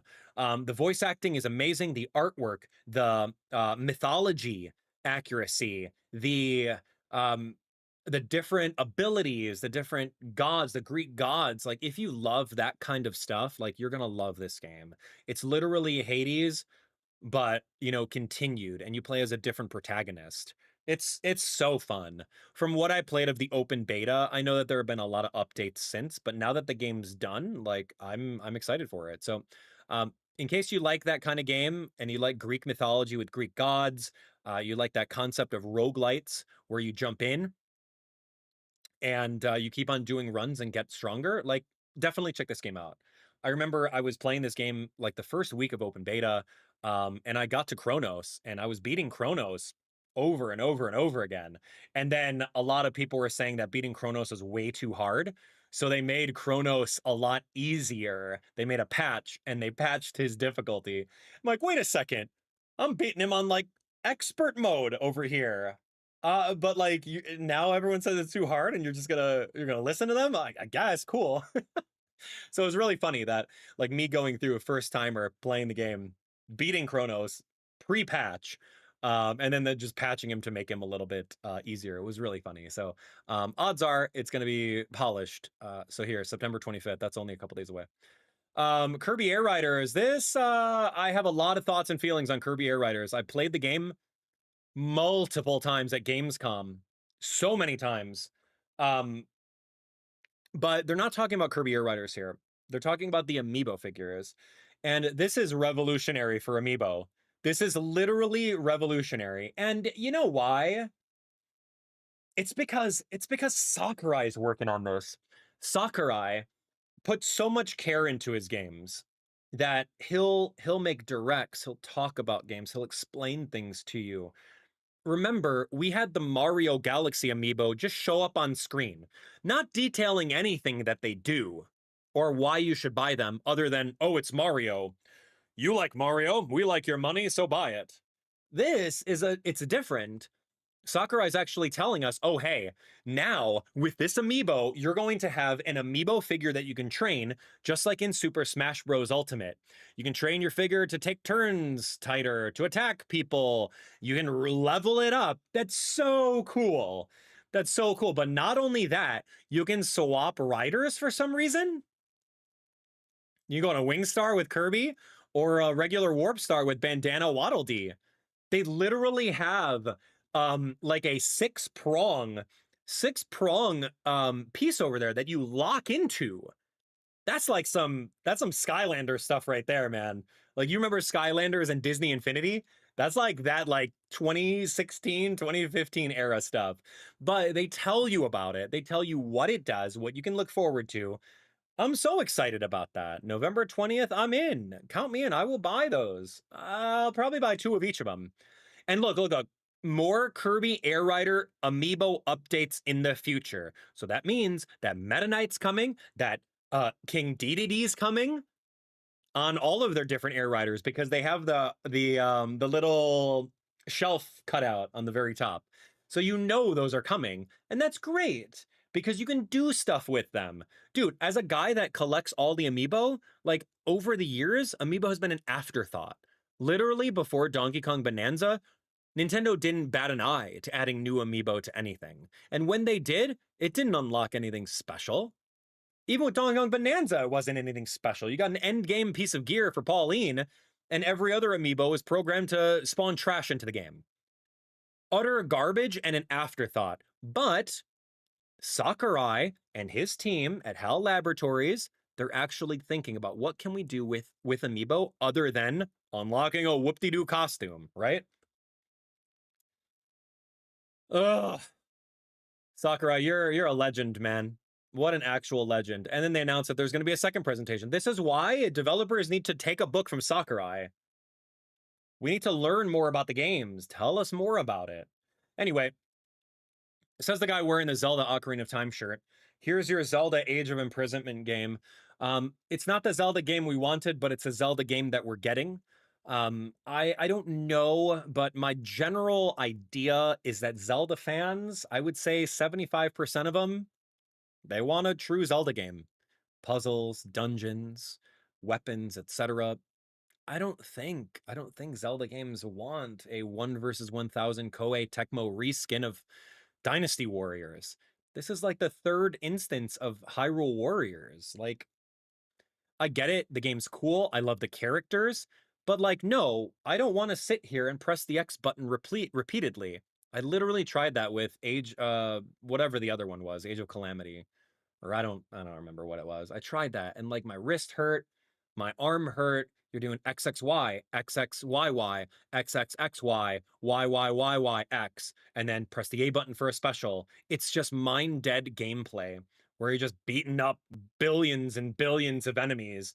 Go to, the mission is run all the way over here and go beat up that enemy and run all the way over here and beat him up and beat up 20 billion characters along the way. The graphics look great. I think the storyline looks good. This is something to talk about, though. This is very much something to talk about. Look at the frame rate and how choppy it is on multiplayer. It's barely pushing 30 frames per second. 2-player split screen, it can't even handle it. Game share? Is this a Nintendo Switch 2 exclusive that's also available to play on Nintendo Switch 1? Like, what are you doing? Donkey Kong Bonanza did that nonsense. Like, it's fine for accessibility, but if you're going to go out and call this game a Switch 2 exclusive, but it plays on Nintendo Switch 1, you're wrong. You need to be able to dual release this on both systems and have more improved frame rate on Nintendo Switch 1. I can't confirm if this is Switch 2 exclusive, but if it's playing on a Switch 1, you better believe this game should have been on Switch 1. Same thing with Donkey Kong Bonanza, and I will die on that hill, but it's a greed move, and Nintendo does it. And they get away with it because you're just going to buy the game. Anyway, I love the characters. You guys know me. I played through 100% of Tears of the Kingdom and Breath of the Wild. I love seeing those characters again, but I can't stand that gameplay. And I'm so sorry. I would have loved a Zelda remake or another brand new Zelda, not in the Breath of the Wild timeline. Something new, man. Give me the Oracle of Ages, Oracle of Seasons remake. I'll be happy with that. Anyway, moving on. What's this? Oh, a new Dragon Quest game. Okay, so admittedly, I don't know much about every Dragon Quest game. Dragon Quest is like the OG monster battling, collecting RPG grandfather, great-grandfather of all the games that we know and love, especially Pokemon, especially Final Fantasy. So seeing that they're doing some sort of Dragon Quest game is like a reimagined. Looks great. These little chibi characters, they look so cool. The graphics look stunning. I think that the gameplay looks really fun. You know, turn-based strategy with moves and all that stuff that's consistent with the entire Dragon Quest franchise. I love it. I truly do like the Dragon Quest series more recently. It's another 100-hour RPG. Go figure, right? You'll have a great time with it. But I know that Square Enix does an amazing job with everything that they put out. And literally, I can't find anything wrong to say with anything they do. They remaster things. They've got 2D, 3D games. They have everything going for them. That is a developer that does so well. Everything they put out is a banger. And I would love to play this game. February 5th. I'll probably play like the first hour of it for you guys. Yeah, it's a reimagining. Now they're saying they're doing another commercial ad for their app. I've never downloaded Nintendo Today. I never will, for starters. I don't need that on my phone.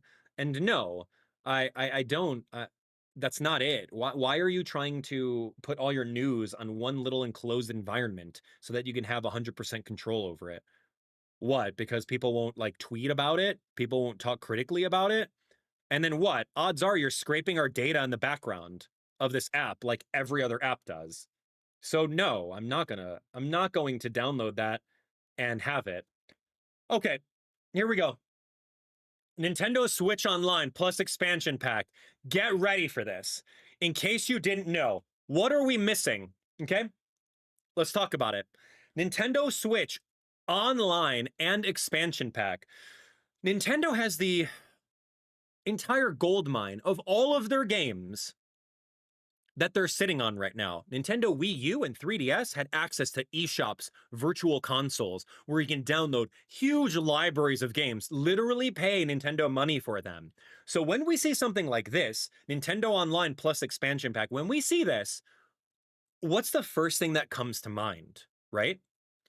As a Nintendo Switch 2 owner that paid $500 plus tax, plus all the accessories, to find out that Nintendo GameCube is the exclusive thing on Nintendo Switch 2, but they only release with 3 or 4 games. No Mario Party, no Smash Bros. Melee, no all these other things. We got F-Zero, we got Soul Calibur. Okay, great. We need more GameCube games that are not going to be a slow drip. When I see this, I'm thinking we're going to get 20 games announced. With releases, they're going to be available here. Okay, that's option 1. Option 2, Nintendo Wii Virtual Console, right? Wii's very old. You're already out here remaking a 15-year-old Wii game from Mario Galaxy 2. You're already doing that. So introduce the Nintendo Wii Virtual Console Expansion Pack NSO, available for Nintendo Switch 2 exclusive. Yeah. Get them to shell out money for that Nintendo Switch 2. That's right, make it exclusive. Yeah. But this is what we got. Take a look. Take a look at this. This is what we get over here. Let's take a look.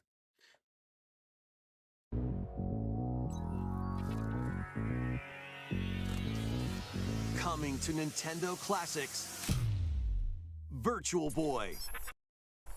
We get Virtual Boy coming to Nintendo Classics. Nintendo's failed system in the 90s that had, 22 games? Half of them weren't even released outside of Japan. And this is what we get. This is from Nintendo Classics, meaning they're going to have a physical peripheral that you can utilize in order to play Virtual Boy games. Now, those of you guys that are too young to understand what a Virtual Boy is, this was before Oculus. This was before HTC Vive, before PlayStation VR. This was Nintendo's first attempt to get into that weird VR space. It was an utter failure. It was way too expensive. The games were garbage. Everything about this launch was a disaster. It was a catastrophe. So for them to put the amount of time and effort to make this a physical thing for fans right now is low-key kind of gross. And not to mention the games, dude. The games are a blood-curdling red whenever you look at them, right? This wasn't something with a head strap. Dude, just go watch the Angry Video Game Nerds video on Virtual Boy and how crazy, ridiculously nasty it was. He was literally duct taping this thing to his head or laying on the ground and having it on top of his head that way. It was a stand on a desk and you hunch over like this and you look inside it. What were they thinking? And now, 30 years later, plus, they're giving this thing as Nintendo Classics as like a replica gameplay footage on the Nintendo Switch 2 version of the game. Sure, maybe you're a Virtual Boy stan. Maybe your parents were rich enough to give this to you. Or maybe you were rich enough yourself back in whenever Virtual Boy came out in the 90s, and you love it so much. But this is not what Nintendo fans want. Nobody wants this crap. I'm so sorry. It's a Virtual Boy for Nintendo Switch 2. It's a dock. Think about it as a dock. Or Nintendo Labo VR. Remember Nintendo Labo, that cardboard VR where you slipped in the Nintendo Switch 2? Yeah, it's this.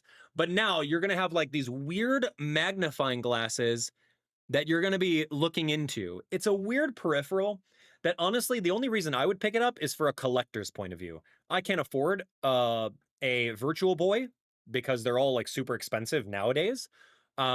So no, I don't have a Virtual Boy. Would I love to own an original Virtual Boy? Yeah, absolutely. I would totally love to own that.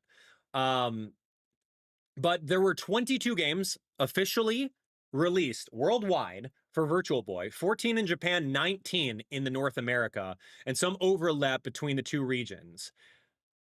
Why though? It's there's a cardboard version? So there's a Nintendo Labo VR version. How much is that going to be? This is gross. Like, I get it. For the legacy of Nintendo, they had the Nintendo GameCube controller, Nintendo Switch GameCube controller, which costed like $90, by the way, shipping it out to you. They also had the Super Nintendo controller, the Famicom controllers, the Sega controller, the N64 controller. So now it's part of the Nintendo classics. I get that as a collector, but like, if you're not in the collecting business, there's no reason to get this. There's absolutely no reason to get this. And how much is it going to be? Look at him just crouching over here. That's not ergonomic at all. And I'm sure his eyes are bleeding after that. And the games are not even good. There's like a Wario Land game and there's like a Mario Tennis game or Mario Clash. There's no way, man. Absolutely not. I'm so sorry. Okay, anyway, moving on.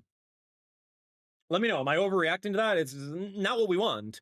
We want so many GameCube games. We want so many Nintendo Switch Online titles to not be drip-fed to us. We want Nintendo Wii Virtual Console, Nintendo 3DS Virtual Console.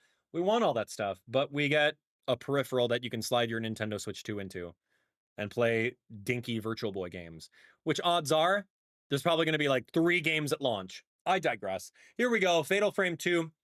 Fatal Frame 2 spoopy for me. I don't think I'll be playing this game, but I appreciate the game for horror fans alike. I think that's really fun.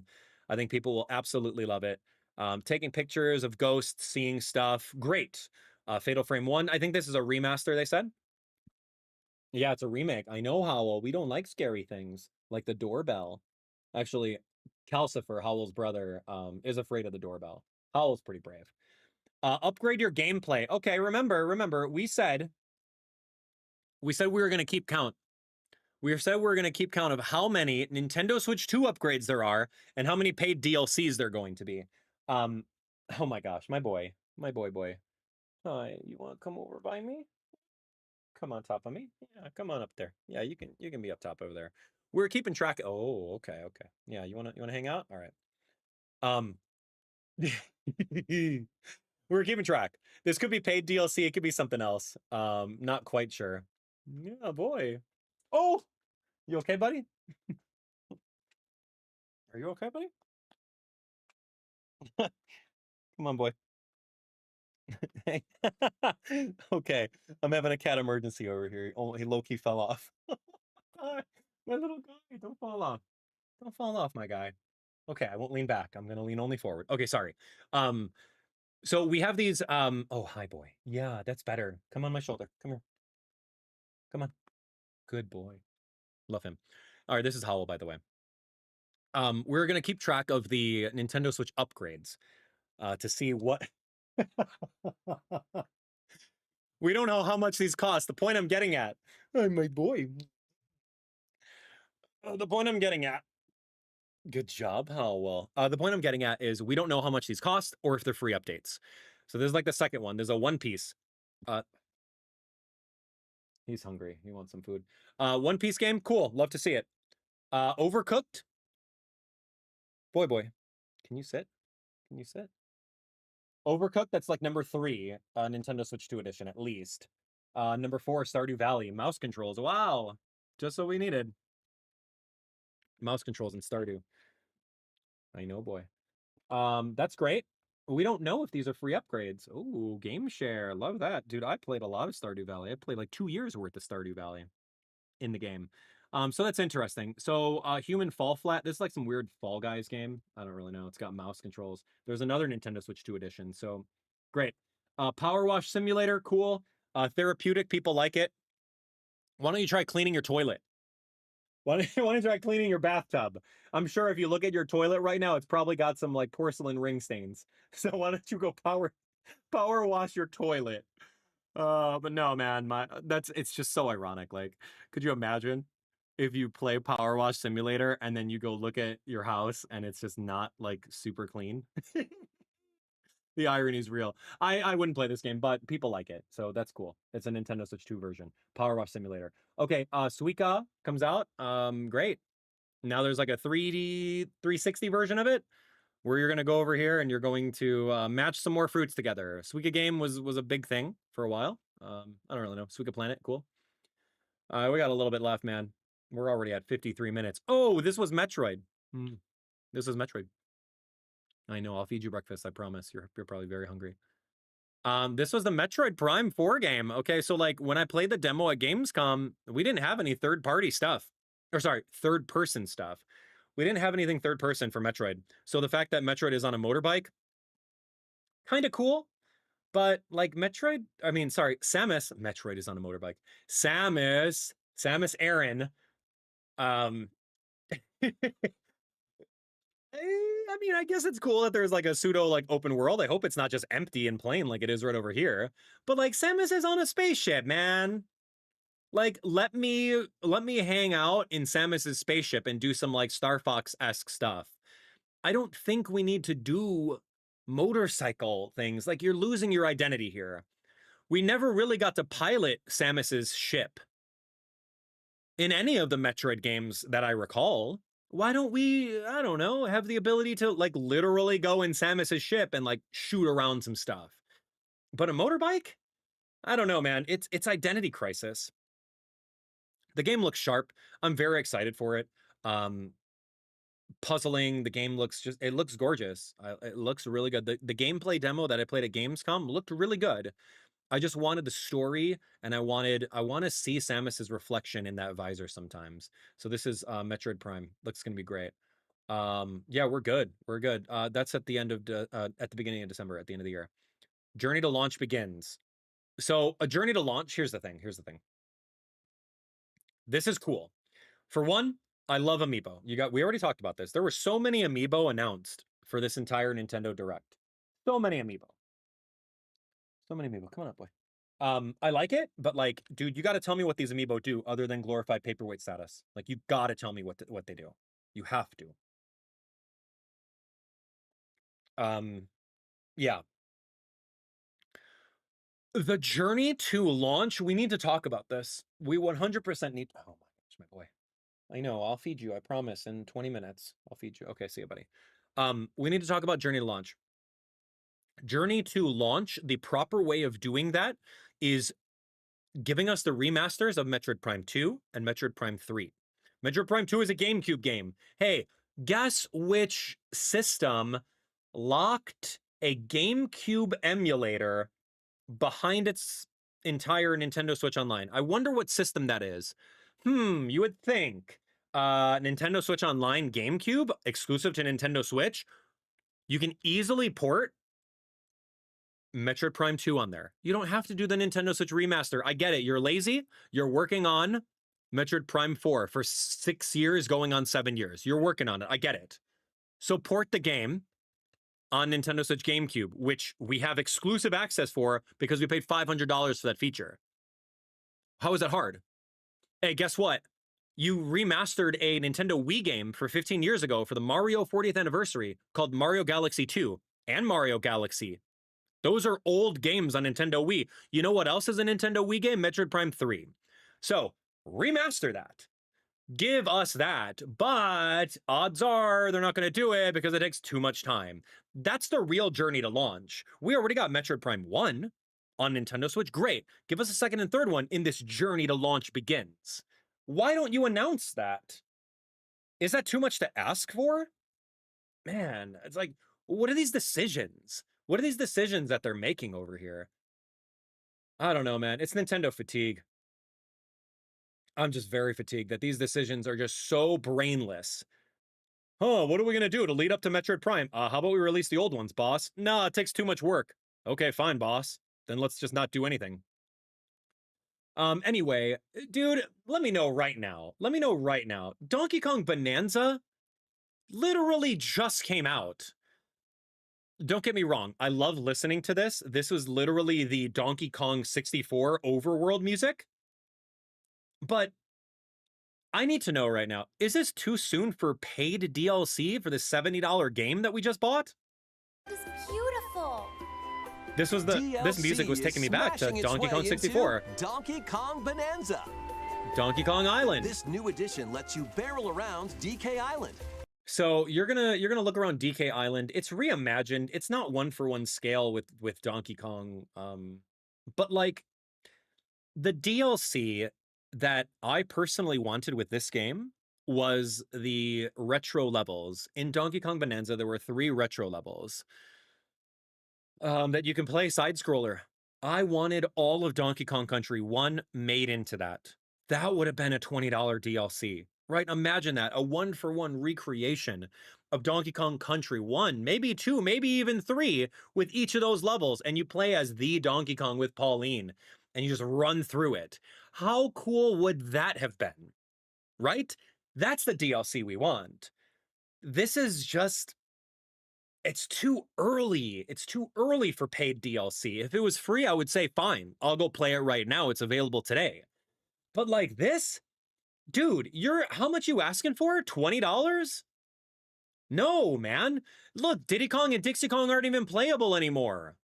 That's not a thing. So you can explore DK Island. They don't even say what is on DK Island, but you're going to go and fight. You're going to find Void Kong, and you're going to work for him. And you're just going to go around smashing things again. I'm so sorry, but after I played 100% of Donkey Kong Bonanza over 30 hours of the game, collecting all 777 Bonandium gems, collecting everything for 100%, after I've done that live on stream, I don't want to come back to this game and smash stupid stuff anymore. I'm so over it. I'm so over that brain dead gameplay. I'm so sorry. You can like it, sure, have fun with it. But like, I don't want to go over here playing this roguelite mode. It kind of reminds me of Splatoon's Side Order DLC. But it's just like, oh, you got a quota. It's like we're playing Splatoon all over again with whatever the heck that one mode is where you just like defend, that tower defense mode. I forget what it's called. It's the same thing as this. You're just going over here. And you're just running around and you'll just destroy. You got 90 seconds to destroy as much as you can in this area. And then depending on how many of these chips you get, you're going to be able to power up DK and do some other stuff. The Fossil and Bonandium gems locations stay the same. So now your job for this game, I'm gonna give you an idea of what this gameplay loop is. You talk to Void Kong. He says you're going to spend 90 seconds to go around and collect as much stuff as you can. You're going to know, okay, I'm going to start over here, and then I'm going to go to the east. I'm going to collect this thing. I'm going to collect over here, and I'm going to collect over here. And then, oh, what? 90 seconds is over. That's all I got. Okay. Then I'm going to do it again, right? And then I'm going to do it again. I'm going to collect everything. So, like, your ultimate goal is to go through the entire levels and see if you can maximize DK's speed, memorization in order to, like, memorize and get everything. I don't know, man. I don't know. This mode should have easily been free DLC. It should have been incorporated into post-game after you beat the game 100% and collect all the Bonandium gems. This should not have been something paid. I don't know. And then what are you getting? You're just getting trophies of things? Okay, like it's available today, and guys, I literally have zero motivation to even boot up my Nintendo Switch 2 to play this game. I would much rather go through and play Silk Song or the original Hollow Knight. Paid DLC. Not okay, man. This is 100% too soon for paid DLC. It's borderline day one DLC. It's very much that. Oh, you got a playable demo in case you didn't play this game. No, man. That's not it. I'm so sorry. It is bad. It's bad. I love the idea, but I don't like the idea of charging people an additional amount of money when the game just came out. That's a $90 game now. It's a $90 game. If that's $20 DLC, you spent $70, and that's not even accounting for tax. In the United States, tax can be anywhere from like 4% to 10%, right? That's $100 you spent on Donkey Kong Bonanza, 1/5 of the price of a Nintendo Switch 2. Anyway, so speaking of farming sims, we had like 5 of them in the Nintendo Direct. Now we're going to do a Nintendo-based, or sorry, a Pokemon-based farming sim that's based off of Ditto transforming into a human. It's so unsettling. I don't know why it's a Ditto transforming into a weird flailing arm human, but this is like another Minecraft Harvest Moon farming sim right now. I love that, you know, there's a lot of Gen 1 representation. Cool. So Ditto goes around as this weird character. I hope you can customize them. Yeah, and then like you literally just you customize the map. You learn leafage. You learn, I don't know, water gun to water things. You learn, I don't know, flamethrower to burn things down. It's fine. I'm excited for it. I'm gonna play it. But like I can't get over the Ditto concept, man. And canonically, wasn't there just only one Ditto that failed to copy faces? Was that not a thing in the anime? Because he was a Ditto that sucked at his job. Right? In the anime, some girl had a Ditto and she tried so hard for the Ditto to match the Pokemon like every other Ditto did. Every other Ditto in existence can match a Pokemon to a T, except for this one Ditto that was owned, and it was a failure Ditto. So is that this Ditto? What's canon in the Pokemon world, right? What's canon in the Pokemon world? But it's interesting. It's not just Gen 1. So I think it's a cute, cozy little farm sim. In case you guys are waiting for an Animal Crossing game that won't be announced till probably 2027 or 2028, here's your next best thing. Have fun, play with Pokemon, make your entire town, and I don't know what else you can do. It's called Pokotopia. Pokotopia. Koei Tecmo putting in some work in this game. Wow. Why? Do you see that? Dude, why is Koei Tecmo putting in work in this game, man? Are they not busy with their Age of Calamity, their Three Kingdoms, all their other stuff? They're doing some more Game Freak and Koei Tecmo. Look at that partnership. Cool, man. Anyway, yeah, the game looks really cute. I'm excited for it. Okay, so let's talk about some more Pokemon stuff. Now, I love Zeta A. I played the demo 4 or 5 times. 4 or 5 times at PAX. I played it a couple times at Gamescom. I think it's going to be an amazing game. I don't have anything bad to say about my impressions of it. Truly. It's still the same formulaic concept where, you know, the characters, the NPCs all look the same, but I'm very excited about Mega Evolutions. I'm very excited about the brand new gameplay mechanic.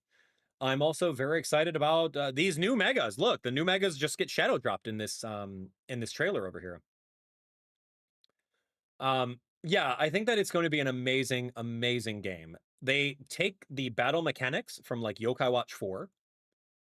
But look at this though. This is Mega Chestnut, Mega Delphox, and Mega Greninja floating on a shuriken. It looks so cool. Yeah, they look amazing. Like, okay, so arguably, Mega Dragonite, didn't like the design. That's okay. You either love it or you hate it. Mega Victreebel, did not like the design at all. But everything else has been bangers. They've been bangers. These 3 designs, they look great. Mega Malamar, Mega, who else was released recently? Mega Hawlucha, looks amazing. So yeah, this game is, I don't have a bad thing to say about this game based off of what I played.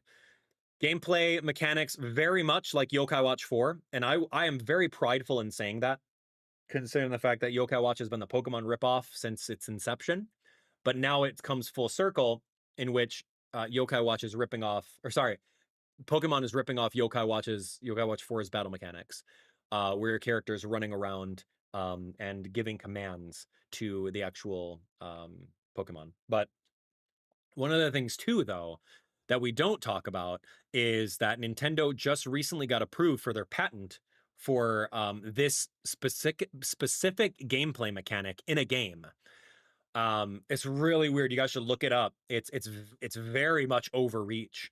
Nintendo got the patent. They applied for it years ago. They got the patent for a character 1 to throw an object where subcharacter number 2 comes out. And if subcharacter 2, if you threw the object at another subcharacter, then it would initiate a battle. If there was no subcharacter to throw the object at, then the subcharacter that you called out of the object just wanders around you. That is the verbatim more or less, that they patented. Literally patented that design. So look it up. Look it up. It's making some headlines. It's very scummy. It's very scummy that they're patenting the gameplay mechanics of this game. Yes, patent infringement is a big thing. They're acting like bullies because odds are, if someone is going to take this concept of battle mechanics and tweak it a little bit, they wouldn't want to risk it because they know how litigious Nintendo is, and they know how expensive taking things to court is going to be.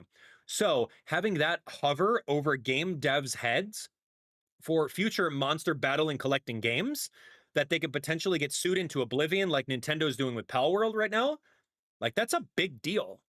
That's a big bully move that Nintendo's doing to the gaming front right now. What else is Nintendo going to patent? You're going to patent, you know, a character one jumping into the air and hitting a block and an item coming out of the block? You're going to patent that? It's a bad time to be a Nintendo fan, but like this is just the behind the scenes things. When you look critically at things. Am I excited for the game? Yes. Does the fact that Nintendo patenting a game concept so that they could sue people that attempt to take inspiration from or maybe even do better, that leaves a bad taste in my mouth. It totally does. And I'm going to go on record saying it. I think it's a D move. It's a D move for sure. Dude, Yokai Watch should have patented their gameplay mechanic. They should have done it. They should have absolutely done it so that Pokemon Z to A wouldn't exist. If the shoe was on the other foot, how would Nintendo feel about that? Could you imagine Yokai Watch in level 5 suing Nintendo for literally copying their Yokai Watch 4 gameplay mechanics?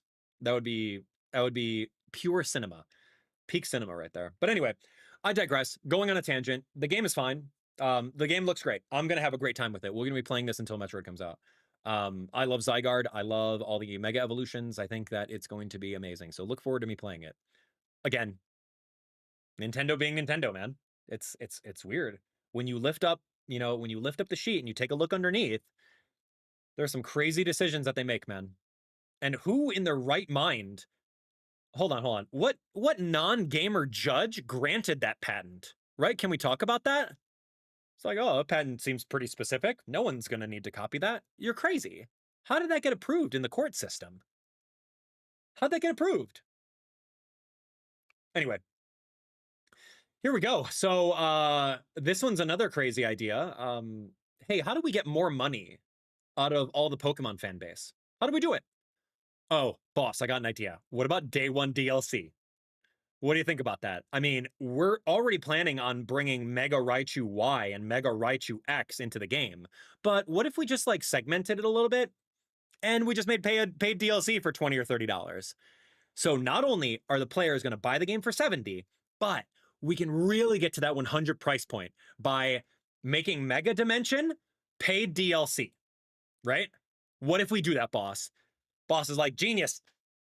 Send it.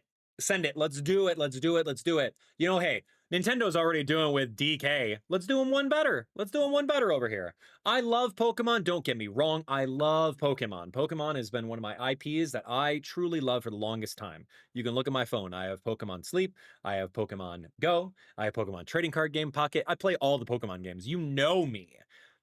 I don't agree with day one paid DLC at all. I don't. I can afford it. Yes, I can. I don't have a problem. I don't have a problem with paying.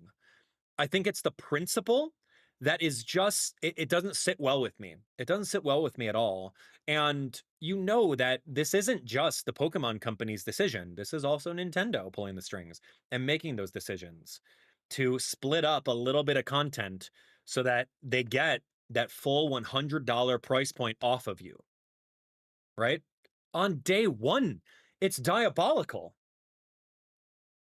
There's no Pokemon fan that's going to defend it. And anyone that defends this is sycophantic, or they're just blind or less empathetic to those of you guys that may not be able to afford video games. You may not be able to do that. Video games right now, they're a luxury, dude. If you want to play Pokemon Z to A fully, it's going to be over $100. Not to mention that if you want the Switch 2 version of it, you have to buy a Switch 2. I'm so happy that this is still a Switch 1 game. Like, that's amazing to me. There are not too many Switch 1, Switch 2 dual release games outside of Metroid and this one. But this just doesn't sit well with me. It doesn't sit well with me at all. Like, it's rocky. It's setting a precedent. And you know what's going to happen? We're all going to buy it. It's going to be normalized. All the other Nintendo Switch games, I'm calling it right now, they're just going to get away with it. They're going to do it. You guys were complaining. Everyone's complaining about $80 Mario Kart, right? Mario Kart World, $80. Oh no, that's crazy. They're just packaging it in a different way. $70 for the base game, $30 for day one DLC. And then what about these cosmetic packs? Oh, you want 500 Ultra Balls and maybe a new outfit? Here's another $10. There's another $20 for full cosmetic packs. Like, before you know it, this game's going to be $150. It's just getting normalized, and it is bad. It is true greed, and you need to be able to open your eyes, see it, admit it, and choose to support it or not. Whatever. Choose to support it or not. There's no way of boycotting anything. That's just not a thing. You can boycott by, you know, not spending your money on it, but there's always going to be those shills. They'll just buy it anyway. Or people that have money, they're just going to buy it anyway. Nintendo knows this. They prey on the concept of nostalgia. They prey on FOMO. They prey on all that stuff, and they know you're going to do it. There's nothing you can do about it. It's sad that that's where we're at right now in the terms of gaming. Where gaming is not it's not something that's affordable for a lot of people. There's a lot of you guys watching right now that still don't have a Nintendo Switch 2 because you didn't want to shell out $550 for it. Right? Anyway, I digress. Danganronpa, I don't know what this game is. I remember seeing things about this game in the past. Cool. A lot of people are excited for it. It's like a whodunit Among Us kind of Atlas JRPG. Right? Atlas makes this game? Like some sort of Persona-esque. I have no idea. I don't play this game, but like people are excited for it. Awesome. Spike Chunsoft. Okay, never mind. My bad. Make history in the Three Kingdoms. This is your Koei Tecmo. Koei Tecmo coming over here and saying, yo, hey, in case you didn't like Age of Imprisonment, we got our own Koei Tecmo. This is our bread and butter. We love the 1 versus 1,000 game. That's all we do. Except for that Pokemon Cozy game. We help out with that. But this is really just the Kingdoms, Dynasty Warriors, Origins. And they look, we just got done talking about it. Paid DLC. We just got done talking about it, man. What are you doing, dude? You're milking it for all that you got, as if your $70 price point wasn't enough. At this point, just bake it into the title. This is like going to McDonald's, man, and ordering a Big Mac. And then the server turns around the iPad and said, "There's just going to be another question for you over here." And it's like the tip screen. Why are you asking me to tip on an order that I already paid for? Just bake it into the price.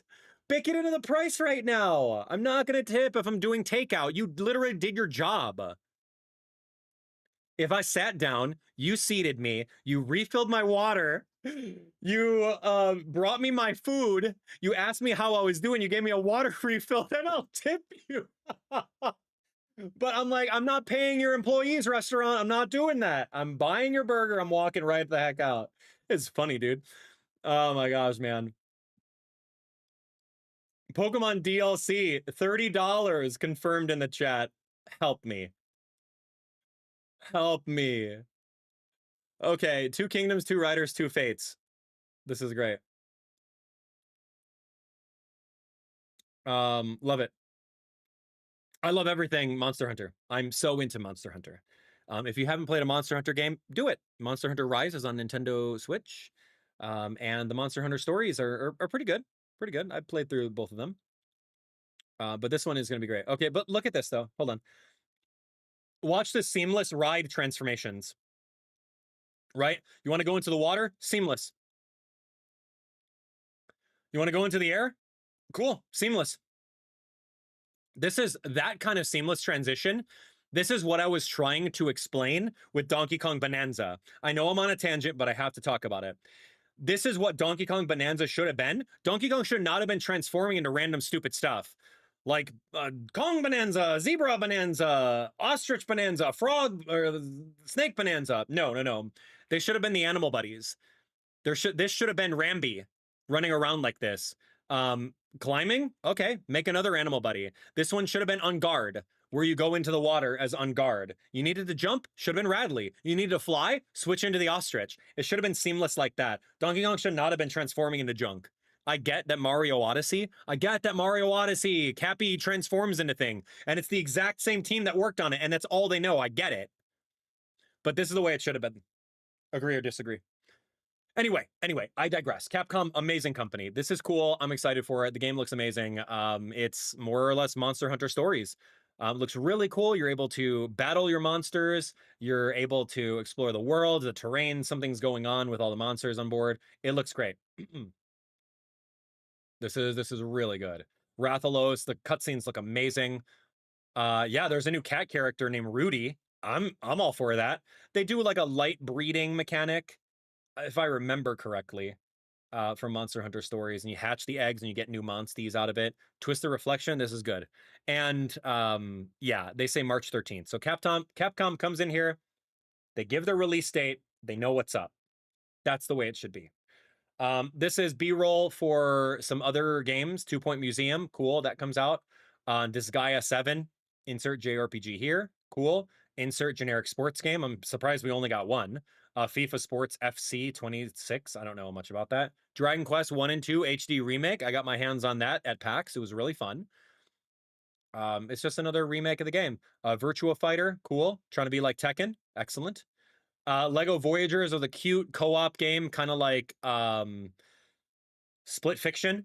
Yeah, it's very much like Split Fiction, but in the Lego universe. Little Nightmares, there's a third one coming out. Bandai Namco makes that one. Persona 3 Reload. I don't really know the Persona franchise, so you're gonna have to school me on that. Is that good? Is that the one with Joker?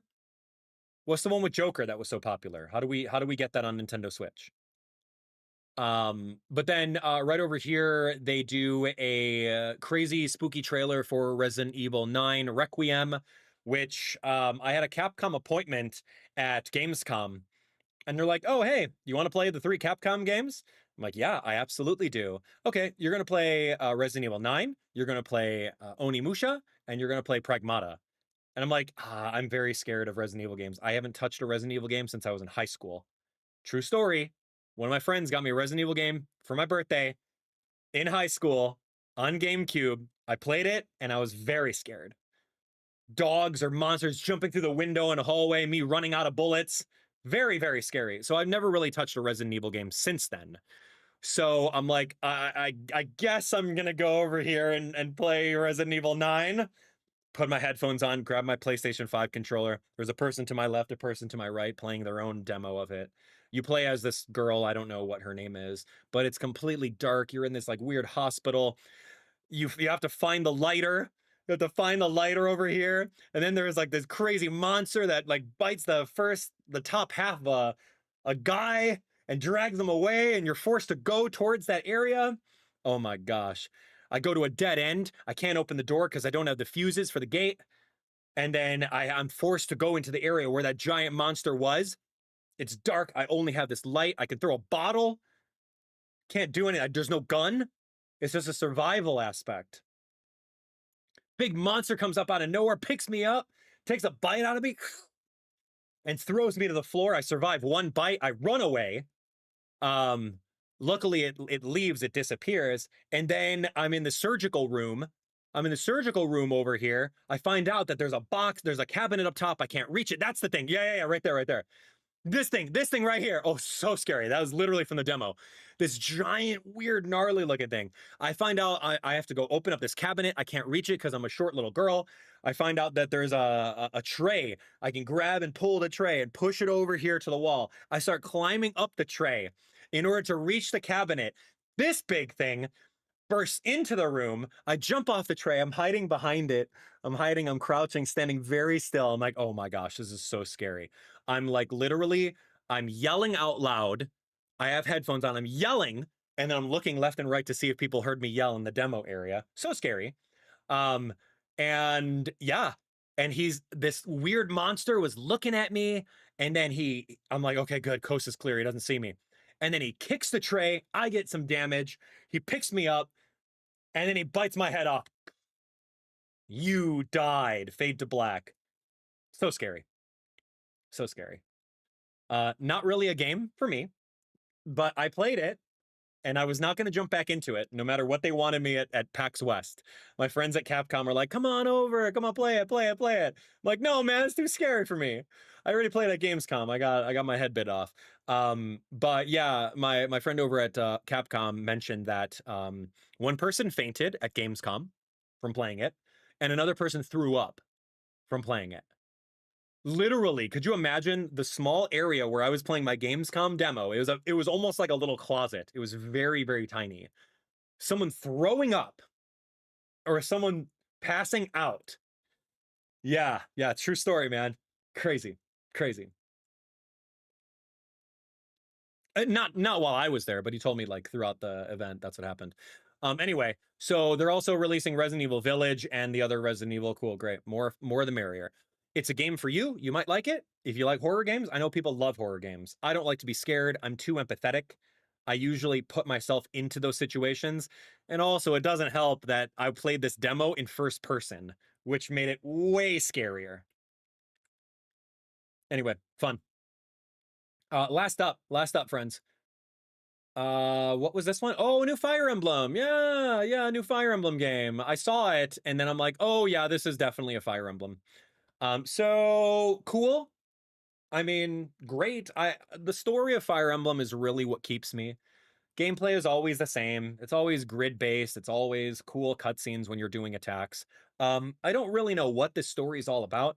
I didn't see any reoccurring characters outside of This at the end, so maybe there's some sort of continuity with Three Houses. I would love to experience the story one more time, like truly, just to see what the game was all about. Like, I would love to do that. We got some other protagonists over here. It looks very much like Fire Emblem Engage, where you're able to run around in third person. I don't know what Blaze arts are. If you look at the UI over here, you got Blaze arts, you got combat arts, you can mount. It looks like a big old ostrich this time around. You can access your items and storage right off the bat. That's kind of cool. Bronze spear versus a bronze bow. Look at that. He's on top of some sort of like chicken looking thing, right? It looks great. So it's like some sort of like arena-based Fire Emblem. Looks sharp. The graphics are always good. Intelligent Systems, they make millions of dollars every month with Fire Emblem Heroes. You know, that gacha game where you guys are getting your anime waifus and you're summoning them and you're paying tons of microtransactions for. Yeah, that game. It still brings in millions of dollars for IS. And Intelligent Systems has been working on something. It looks like it.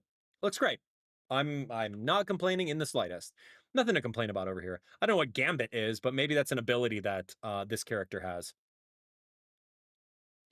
But yeah, anyway, we can see over here, Moving Shadow. He's able to like traverse, teleport over that way. He's got a weapon called the Answerer. He's like a Myrmidon, so doing some sword stuff. Looks great. Like critical hit animations look really phenomenal. And that's what we like about Fire Emblem games. So yeah, I might play another round of Fire Emblem Three Houses. Look at that. Alita's Demonic Beast. Wow, okay. So yeah, there's a lot of things going on with the cutscenes, and the story looks pretty good. But I just really want to experience it myself to see what's going to happen. Does it take place in the world of Three Houses? Looks like it's afterwards because this is like a little bit grown up. Love the dancer. Love whoever this emperor is. Like, dude, the cutscenes look so good. It's very polished. I don't think that there's a non-polished Fire Emblem game, you know? Fire Emblem Fortune's Weave. Great. Work on your logo and assets. But other than that, here we go. That's the adult version of a character in the Three Houses series. I honestly don't remember too much about her because we played that game how many years ago? But yeah, 2026. So look forward to it. Whatever. Great. Love it. Yeah, and I think that's it. Yeah, there's your Fire Emblem game. Looks really great. So yeah, that was your Nintendo Direct. Wow, 6 years ago it was, huh? Crazy to know that. Well, friends, that's the analysis. I gave you my raw, unfiltered, unplugged, unsycophantic opinions on everything that we saw over here. Let me know what you guys think. Do you agree with anything that I said? Do you do you disagree? Are you excited for any of the titles? Tell me about it. Like, I would love to hear what you have to say regarding all that. Tell me your thoughts on the concept of day one DLC being a practice for $30. Tell me your thoughts on Donkey Kong getting some paid DLC. I don't even want to play that DLC, to be honest. I don't want to waste my time with that. Like I said earlier, I'd rather play something brand new, like Silk Song, or I don't know, Sonic. The new Sonic Racing game comes out in like a couple of days. Like, I'm probably getting a review code for that. I'd rather spend time doing that. I don't know, man. There's just a lot of things that Nintendo is doing. It's a weird Nintendo decision, right? Weird Nintendo decision. They have so many things that they could be doing, but instead they're raising the prices of all of their games, and the consumers are feeling it, man. I just have empathy for fans like you guys who don't have an extra $20 in the economy and that we're in right now. Like, maybe you can't afford that, right? Inflation goes up. Sure, I can hear that argument, but wages aren't going up, right? So that being said, a multi-billion-dollar company that's run like a business nowadays, like, throw us a bone, man. Throw us a bone on this stuff. You don't need to include $30 DLC in Pokemon Legends Z-A that's available on day one. You don't need to do DLC for Donkey Kong Bonanza literally a month after it comes out. You don't need to do that. The game's still relevant. It's just, I'm very empathetic to it. I don't have a problem personally paying for it because it's my job to. It's my job to play these games so that you guys understand whether or not it's worth it. I bought a Switch 2 to tell you guys whether or not it's worth it. And right now it's not worth it. Maybe next year it'll be worth it when some new games come out for it. But right now, it's an interesting time. It's just an interesting time to be a Nintendo fan. They announced like 4 or 5 different Amiibo in this presentation. If we learn anything from the Amiibo prices, they're $40. That's literally IRL paid DLC, but doesn't do anything in the game. It's just a paperweight. You get a little collectible figure. Back in the day, they used to do everything. They used to program everything. But now they don't spend the time doing that because they know you're just going to buy it. Why spend the dev dollars on it? Doesn't make sense. So being a Nintendo fan right now in the year 2025, when you're seeing all these practices, it's really hard. It's fatiguing. I'm very Nintendo fatigued. Because you have all of these other companies on the other side, right? The grass is greener on the other side. PlayStation, for example, man. You have games that do so well. They do so well. They didn't have teams of 300 people on them. They're not. I'm looking at Expedition 33, man. That's a $50 game. They had a team of 50 people max, and it's better than anything Nintendo is putting out. And that says something. And Nintendo also jumping onto the whole patent thing about patenting the ZA mechanics, like, that's ridiculous. It's really, really weird. They're trying to milk out as much money as possible from everyone, and they're just being a bully right now. They're being a bully to indie developers. Like, some indie developers can't even get a Switch 2 dev system. They can't even get a dev kit for Nintendo Switch 2 to develop their game on Nintendo Switch 2. They're just saying, oh, just make it on Nintendo Switch 1. We can't give you a dev kit. Like, what is that? How do you support that? I don't know, man. But hey, you know what? Nintendo fans are going to be Nintendo fans. You're going to buy that stuff anyway. Anyway, I challenge all of you guys to look critically at every single decision that companies that you support your money with. Look at all their decisions. See if they align with you. And right now, a lot of the decisions, they're not aligning. Day one DLC, Amiibo that don't do anything, litigation, patents that are overreaching, day one DLC and 1 month later DLC, paid Nintendo Switch 2 upgrades. It's just a bad time. It's a bad time to look at Nintendo underneath the covers. Surface level, Nintendo's great. I love Mario. I love Pokemon. I love Kirby. I love DK. Right? And you can be that fan. There's nothing wrong with it. But I challenge you guys to look even further, look deeper into it. Anyway, let me know what you think. Let me know if I'm wrong. But let's keep the discussion going in the comments, man. Thanks for watching. Hi-ya! Hi-ya! I'm very fatigued, man. I'm so fatigued. Like, truly, the Nintendo Direct was great. Nintendo Direct was so good, but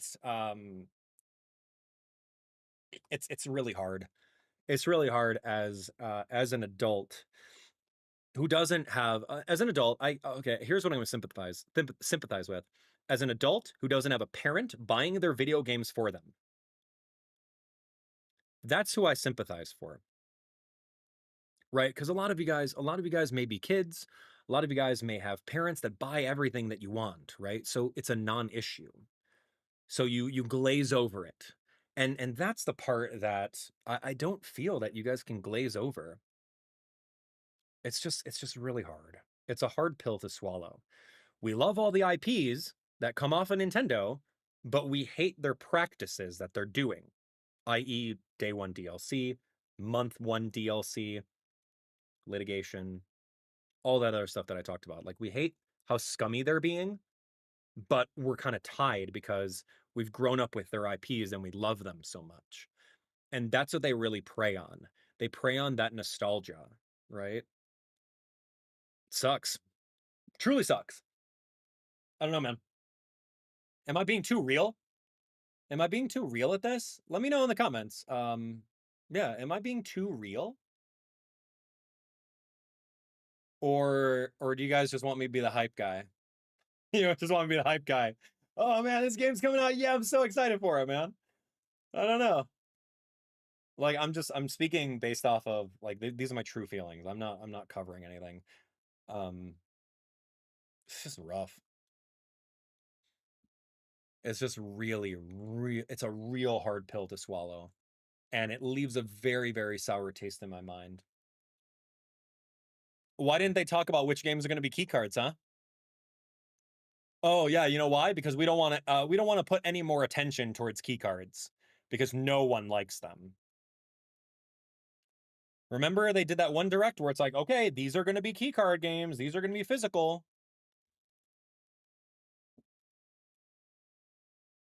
It's gross. Yeah, did you notice that? That was really interesting. They opted to not mention anything about that. Keycards, man. Oh my gosh. Ooh-wee. Yeah, look at Silk Song, 20 bucks. That's right. That is 100% right. Silk Song, you know what? They could have easily charged $50 for that game. Easily could have charged $100 for that game. It could have. Yeah. Oh my gosh, they could have. The Silk Song was 20 bucks, bro. And that game blew up the eShop. Can you imagine that? Can you imagine that? The game that blew up the eShop, only 20 bucks because the devs were very passionate that they wanted that to be the case. And yet here we go with Pokemon, Nintendo, Donkey Kong, all that nonsense, charging us X amount for their paid DLC. Not to mention all of the Nintendo Switch upgrades. Notice how they omit that it's a paid Nintendo Switch upgrade, a Nintendo Switch 2 upgrade, or if it's a free upgrade. They omit that information, of course. Of course they would. Of course they would, man. Practices, dude. But hey, man, you got to make money. You got to make stockholders like me rich. Gross. Yeah, I'm going to play Hollow Knight later on, man. I'll play it later on. I'll get into it. I definitely don't want to jump into Donkey Kong, like, at all. I don't. The fact that it's paid, I mean, I'll reach out to Nintendo, like, hey, if you got a code, I'll take it. But, like, I don't want to pay any more for it. Oh, man.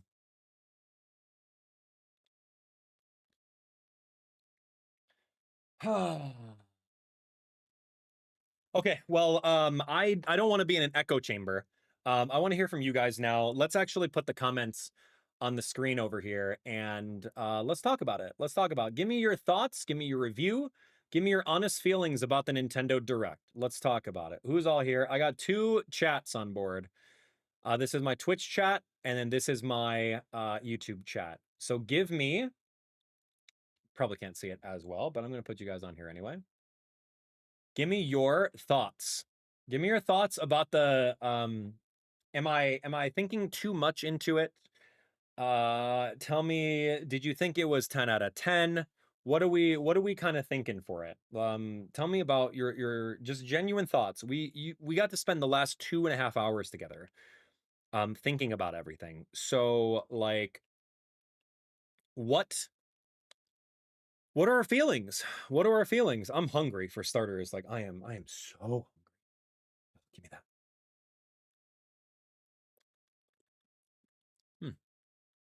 Add some howl hair into that. Perfect. Let's see. Manjari, good to see you.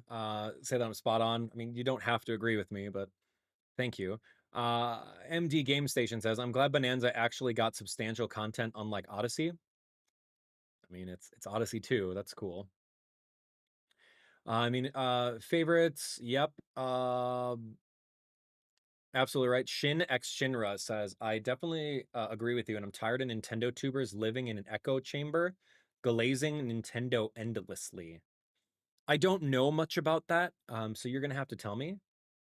I don't really pay attention to other Nintendo YouTubers. All I know is I do my own thing on my own little island, and I say my thoughts. Not sycophantic, but I'm glad that you can see that. Take a look at the ZA DLC, $30 for that DLC. As Switch One only, I was only excited for Hades. Cool. Greg says 7 out of 10 at best. All the paid DLC left a sour taste in my mouth. Same thing, Greg. I'll be happily waiting until 2026 to buy a Switch 2, says TJ. 100%. That's exactly what it is. There's no reason to buy a Switch 2 right now. Mario Kart's not worth it. DK's not worth it. None of these games are. I would argue maybe Pokemon Z to A because that game's going to be huge. But if you're not a Pokemon fan, then forget about it. Saving money? Dude, that's crazy. You like the Mario Galaxy movie? Paige says you're not wrong. People think that you're being too critical, but if people with a platform like you are not being real about predatory practices, things will not change for the better. You're right. I'm not trying to be a martyr or anything like that, but like I'll just tell my feelings. So Luna says the fact that paid DLC being a thing normalizing is urging, even though I'm not even playing any games, just watching. That's right. 7 out of 10. Britt says, I was happy, got a trailer for Monster Hunter Stories, Dragon Quest, and of course ZA, although it was okay overall. The Direct wasn't really for me, but happy those got the way I wanted. Still not a fan of DLC, but it seems like the new norm going forward, unfortunately. That's right. It's rough. Man, you gonna make videos for Mario Galaxy 1 and 2 on the gaming channel? I'll have to replay it again, I guess. What else is going on? The fact that Nintendo and Game Freak is already announcing DLC for the game shows how easily impressed they think we are as consumers. You know that. They prey on it. It's predatory. They know we love Pokemon. They know we're going to shell out for it. Might use game vouchers before they're discontinued. That's actually really smart, Daniel. Go buy the game vouchers. But, like, that's digital, dude. Stop buying digital. You know what's going to happen. They're going to shut down their stuff. You're not going to be able to re-download your stuff anymore. Get physical. Digital games should be $10 cheaper anyway, because you don't have to, you bypass all the manufacturing costs. Why are they the same price? Yeah, the thing about Switch 2 announcements, they look exciting, but none of these games look like a Switch 2 system seller. That's right. Kylie. Hey, what's up, Kylie? Hey, check the mail. Kylie, I got something coming for you, like, soon. I got caught up on all my mailings, so all of you guys that got your merch cards, they literally got sent out yesterday. You ordered something, I got something coming for you. Within the week, I threw in a couple extra things for you as well. Kylie, love Nintendo, and I'll continue to buy from them. I don't like their decisions, agree with you. They're milking everything. Day 1 DLC sucks. Nintendo Switch 2 is not worth it. Okay, paid DLC for all these games is insane. In Australia, base games already on around $110. DLC will be an extra $50. There's no way I'm spending $160 for a game and DLC. Yeah, I don't really know. I don't know what your climate is in Australia regarding the Australian dollar versus the United States dollar. I know that it's a little different, but if 160 for a game and DLC is very expensive for you, then I completely agree with you. Yeah, we're gonna do all that stuff. We'll play Tomodachi. We'll play all the.